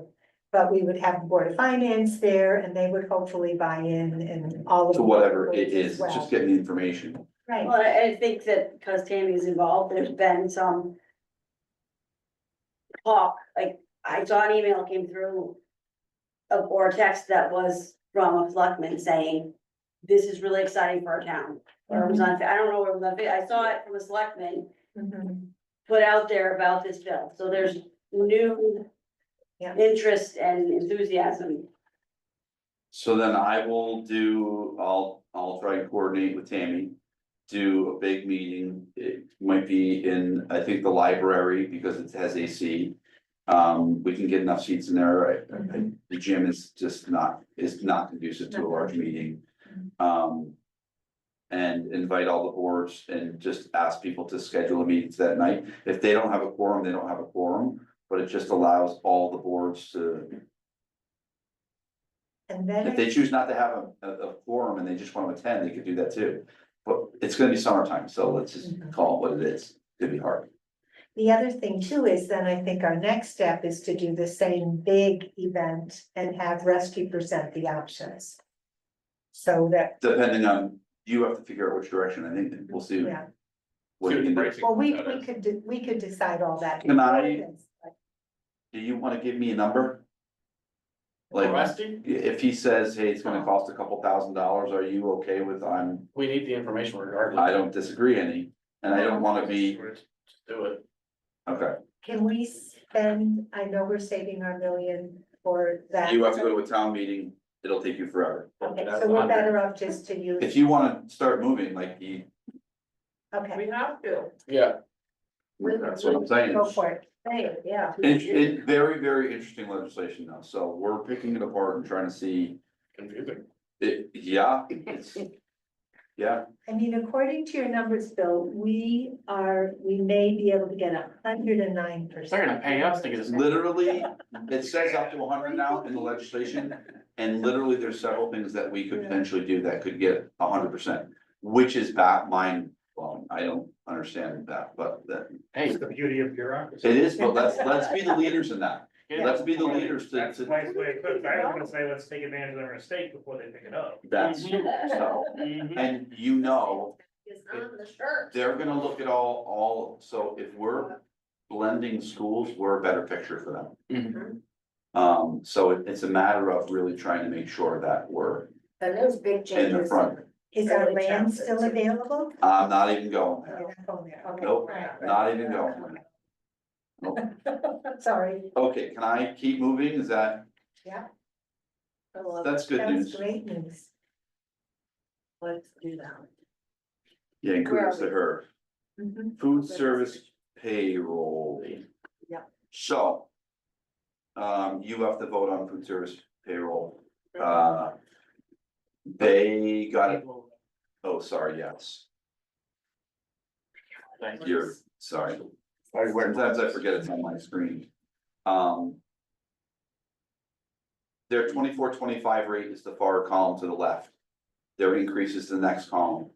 That was their dollar increase was next. If you remember, that was a 275 to get to that rate. Their 24-25 was a 275, and then we went to a new rate January 1, 2025 because of the minimum wage. So they've already received that raise, okay? So then I gave you two opportunities here or two options, I should say. You could consider a 2% increase. July 1, you could consider a 2.5% increase. You could go higher, you could go lower. I was just trying to give you a sense. What's the price difference with the group? On the different 0.5%? You know what I'm asking? No, How does it affect the budget? Yeah, is it $5,000 for the 0.5%? Is it $2? I didn't calculate it because their hours are all over, and to be Oh, honest with you, the group is so small. It's not significant, and they have the budget to do it. I know you were worried about food service budget this year because of the change, so how does this affect that? We're moving off CEP, so now the fact that we've already talked about it, we've already talked to our rep. She understands it, it's just too much money. They're still even paying for the dishwasher. There's still plenty of money in there to make these adjustments. You know, I love our food services. I was raving about them the other day. They had roasted broccoli at center school. That was unbelievable. I quite frankly think a 2% increase is fair right now, simply because compared to every other group, I think we're in a good place now. If they were brought up to where others were, if you compared like to the West contract, they're in a good spot. And they've gotten increases already. They had a 275, then they got another increase between a 2 and a 4, and now they would get another 2. So if you look at the dollar amounts of where they started and where they are now, it's significant. Is there another chance of a minimum wage increase again? Or- Listen, there's always a chance. The last one was, you know, they just threw it out there and just didn't I tell us googled about it it. recently and I didn't see anything like in writing. Correct, but the last one was the same way. They had rolled out the changes in minimum wage for 3 checkpoints, and then the additional one came out of nowhere. So So if we did 2%, would it cover? a minimum wage A that we don't minimum know, wage increase? we had no idea. 16.35 is current minimum wage. And what was the goal for the state? Was it higher than that, or I was don't that know. the number? Okay. I think at some point they have to stop because they're impacting so many people that can't afford to pay employees that much amount of money. It's an unfunded mandate. I mean, I think if there's really not that much of a difference, I would support the 2.5. I agree. You can imagine there's, just looking at the numbers. It's not a big difference. If they have the money in their budget, because they are their own budget, Yeah. yeah. Well, and remember, they're gonna be charging next year. Your next meeting is gonna be lunch prices. I personally think we should match what the other groups have got. 3. Is that 3? What's? But the other groups have not had those other increases. I mean, our hands was forced, but What the lowest steps on most of the other groups pales in comparison to what's the lowest step here. No, 17 for a year in is where we're at in Which one? the west. I only saw that one area. I got it.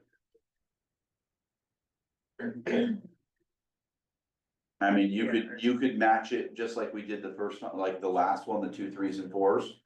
We did it where it was like anybody that was $16 to $17 gets a 4, you know. 1701 to 21 gets, you see what I'm saying? these are people lines, not steps, correct? They are people lines. There's one line that's missing because there's a duplicate, but I just put the different rates up there. I think, so maybe we could compromise at 2.5, not being not the 2.5? That's up to you. I just gave you two columns and said you can go. Go for it, any tell me way- what you want, yeah. Any way you want. What are you looking at, Arthur? What are you thinking? So it's comparable to the custodial staff. The library.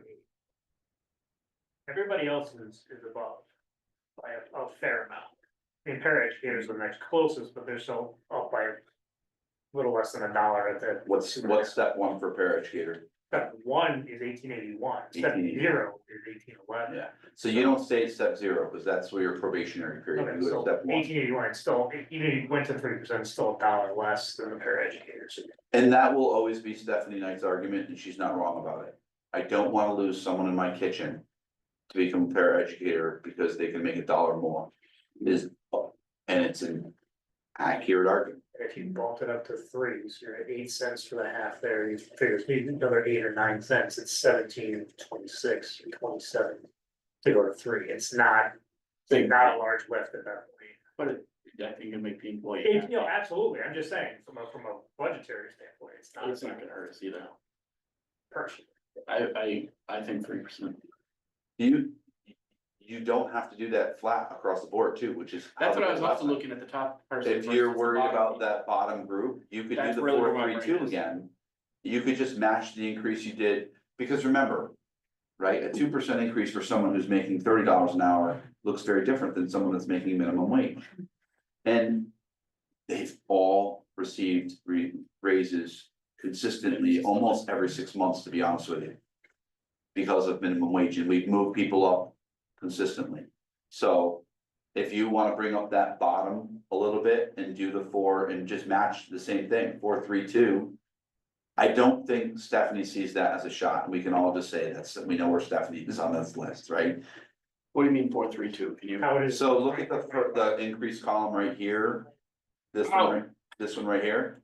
Yeah, Oops, I can't do that, sorry. I recommended that last time because when you get a 4% raise off of $30, Mhm. right, versus a 4%. I think it balances it out.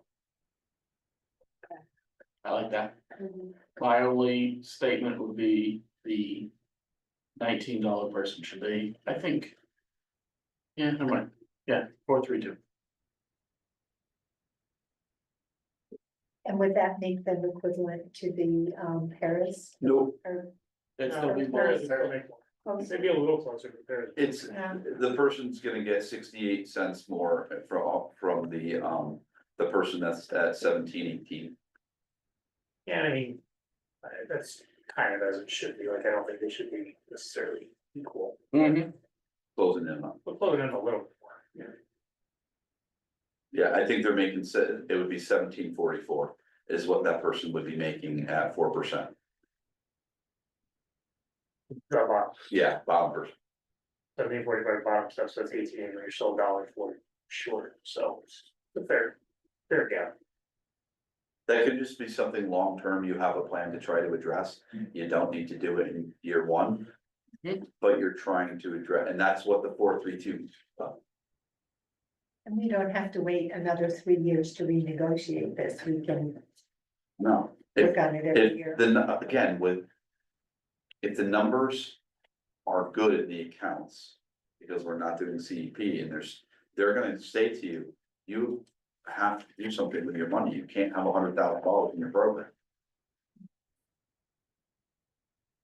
So if you wanna match that, you can make a motion to say to match the percent increase that was done on January 1/25, and that will, I think, meet what you need to accomplish. So moved. What he said. Second. I think you can do it that next one. Yeah. Any more questions? Jen, can you unmute? Or are you just gonna wait again? All in favor of the motion, please say aye. Alright, No, it's going on through. What was the West again increase? 333, there's only a top. 3 off of top stack, and then What's what's cost, it really is, it's 3 across the board, because the step increase is about 327. That's about, based on our census, when someone moves from step 1 to step 2, it's our average is a 3-2, it was a 3-2-7. And what was our WBA? It was higher than that, because 4.1. they had, There was a whole. it was a 4. It was 4, because, and that was even lower than Connecticut standards, like Yeah. we did Still well. is. The other group, West, is not. Okay, We lost that electrician. I think I can, explain the item D before you move the person to speak if you want. E, E? D, E, didn't we just do that? do you have, oh, sorry, hold on, what? Food service pay raise is D. C, D. 11, new business, part one, letter E. Do you have a superintendent contract? Yeah, that's E for us. I'll have to skip on mine. And does that say vacation days, sick days for you? Yeah. Okay, And only sweet. go forward Unused. if we've done it. We will not. That's fine, I just, for whatever reason, That's okay. it's mislabeled in Superintendent mine. contract, unused vacation days, sick days, conversation. So I'm requesting that the board approve the contractual payout of 12 sick days out of my current contract and 6 vacation days this June 2025. The total cost for the buyout is $7,488. The buyout for the 12 sick days would bring me down to 80 days, 80 sick days remaining. Remember, the purpose of that is so that when I go and you have to pay me whatever it is, it's not higher. And the buyout of the vacation days would bring me to my contractual maximum that I could roll over into 25, 26. Which is, 11. 11. I can only roll 11 vacation days each year. you said 6 vacation thing? So the total is 12 sick days and 6 vacation days. And it's equal, each one is No, yeah, I did. 3,744 times 2. And is this 7,485 for the whole? 7,488 is the total cost for those 2 buyouts. Okay, very good, thank you. And you could, oh, sorry, Does this wind up being a separate payout, or does it add it into your next check, basically? they would add it into my next check, but it's not considered salary. It goes through your retirement, doesn't it? I thought I remember, like your 401k or 403b or whatever. That does, what we talked I about could in have been, I could be December. remembering it correctly. I think it was one of the benefits to getting it early, was it could be moved and built off. The sold is, the vacation days are not, Okay. the sick days are. Days sold purchase will be, reading the sick leave. Days sold purchase will be 50% of the superintendent's current per diem. Board will deposit the money from the days purchased into the superintendent's tax sheltered annuity. I can't have less than 60 days. Yeah. So it's your total cost is the point of it. Half of it would come into my paycheck and half of it would go into an annuity. And you don't have to do this together. I just presented them together. If you don't wanna pay for the vacation days, then I'm gonna wave by and say, I'll see you July 1. But We got grub, listen, we got a grub situation over here, okay? yeah, unfortunately, We have the a personal call, matter we this year. definitely can't. We that have to was- get Tammy was out allowed here. For that already. We have important business. Well, that was important. You do what you need to do for your. Yeah, you put it wherever you want it. So Nobody do will. do we need to do that now, separate from the conversation, or you? Yes, because it has nothing to do with the evaluation. That's And why. that'll just come off this year's money. It's off of this year's money, And correct? we're good, we got it. Well, there's 10 grand that we spend for potential grubs or field. You have, I wouldn't Grand ask, for I this. told you I wouldn't ask you if you didn't have the money, I Okay. wasn't saying, you have the money. Okay, This is, even this is still leaving the 100,000. Okay. And that's like, that's good. could be significantly higher. Somebody said. So a motion. Okay, so I move that we pay the superintendent for 12 sick days and 6 vacation days for a total of $7,485 as per our agreement, 7488. 7,488. Which half will go into. Half will be given to the. You could just say per the superintendent's contract. Yeah, It's so for the it's involved. superintendent's contract. I'm gonna second that. Thank you. Okay, any other questions? Did you miss any? You're good. You get to begin.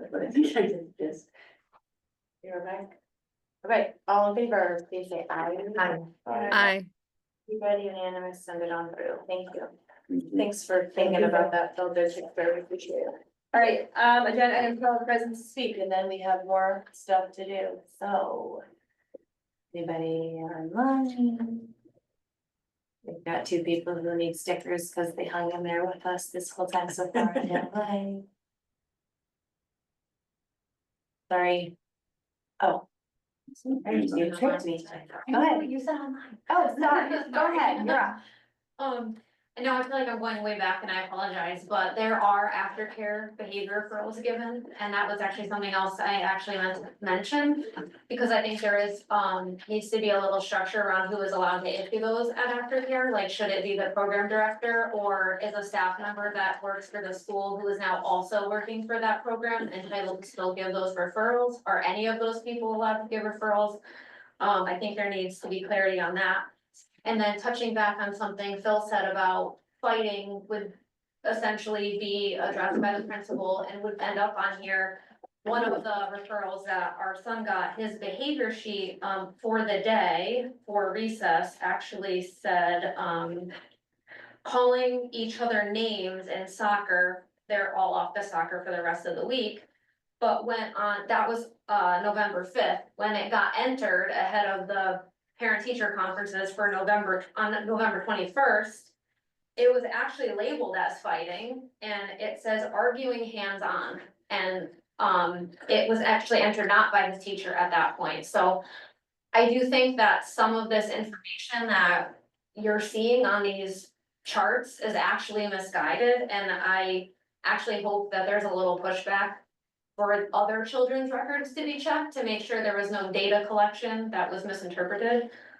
For that, and then just one last thing, I have to agree with Anne with the Yukon. They have a very great agricultural program. They do a lot of services for people. They do have community questions, outreaches. They can put you in touch with people. They actually have a program to support turf grass sustainability, and they even have a integrated pest management program.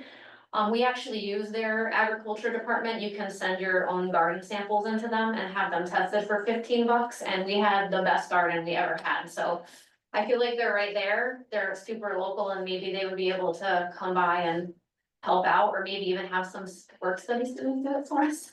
I think it's worth asking. Thank you. Do you have contact information that you're gonna maybe? Yeah, yep. Can you shoot me an email with it? Yeah, I absolutely will, yep. Thank you so much. I want you to know, Jamie, too, that I jotted down lots of things that you shared tonight so that, I'm prepared with your questions and some questions of my own based on what you said. Thank for our you. policy. I So appreciate that. I got you right here. Okay, hi, Jim. How are ya? Oh, you're muted. Oh, sorry, hold on, my bad. Muting us. Hold on. Let me ask him. No, I just did it. You should be on mute now, Jim. Yeah, There sorry.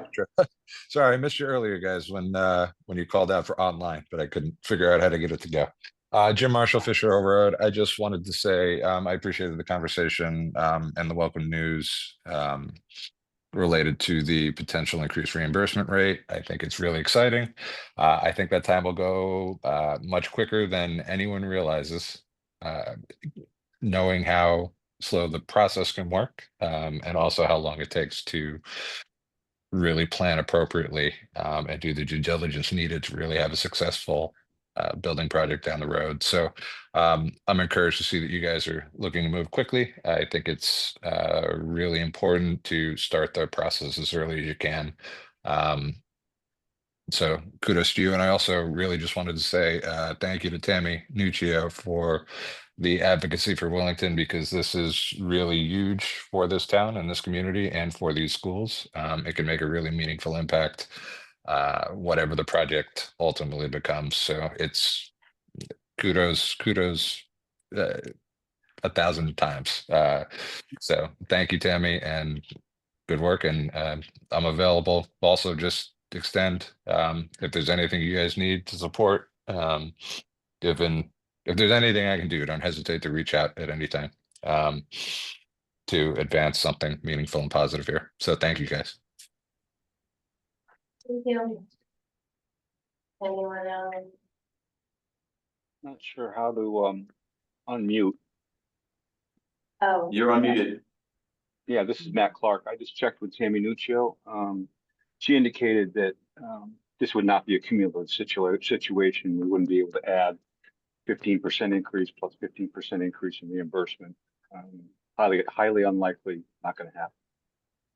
So, and I join everyone else in thinking this is a wonderful development for our town and community in terms of new building or refurbishment. So great news.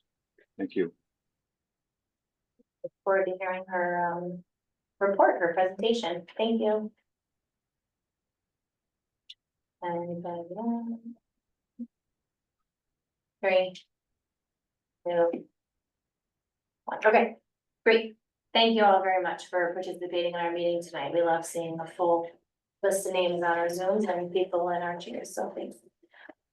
Okay, we have made it to agenda item 13, which is new business, part 2, superintendent evaluation. This is an annual process that we do as a board, and we have this conversation in executive session. So that will require a vote in, and it has to be stated the specific reason why.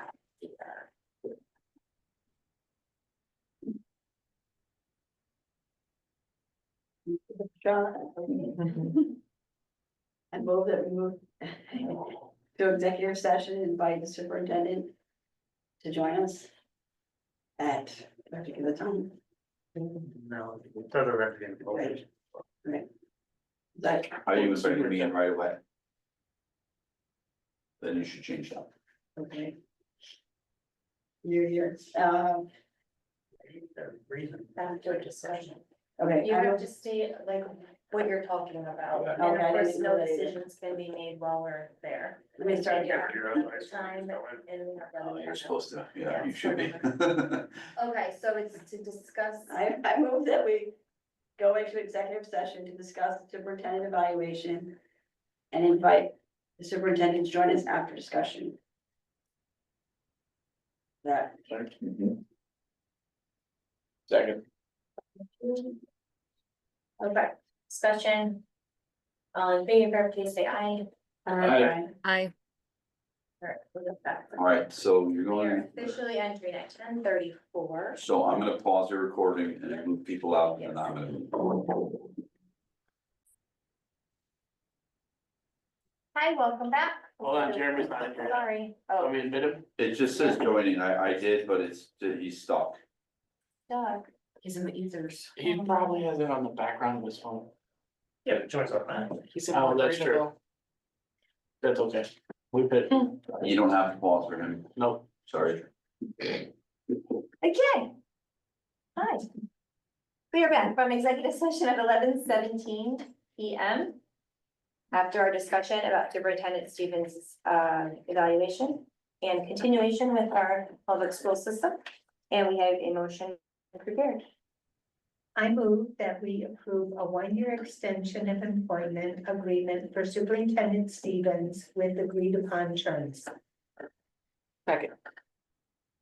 Any further conversation? can you do a roll call? Sure.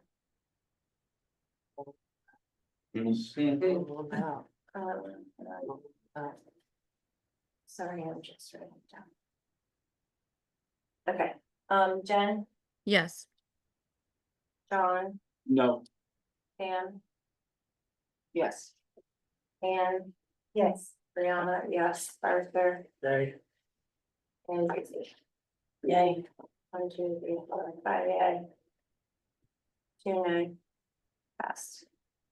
Thank you. Okay, agenda item 14 is board comment. I do not have anything to share except thank you for a great school year, Willington school staff. We appreciate you. Anyone else? I just Yeah, I got- wanted, oh, Go ahead, Jen. No, go ahead, Jen. I just wanted to say goodbye and thank you to MK and welcome to the new person onboarding.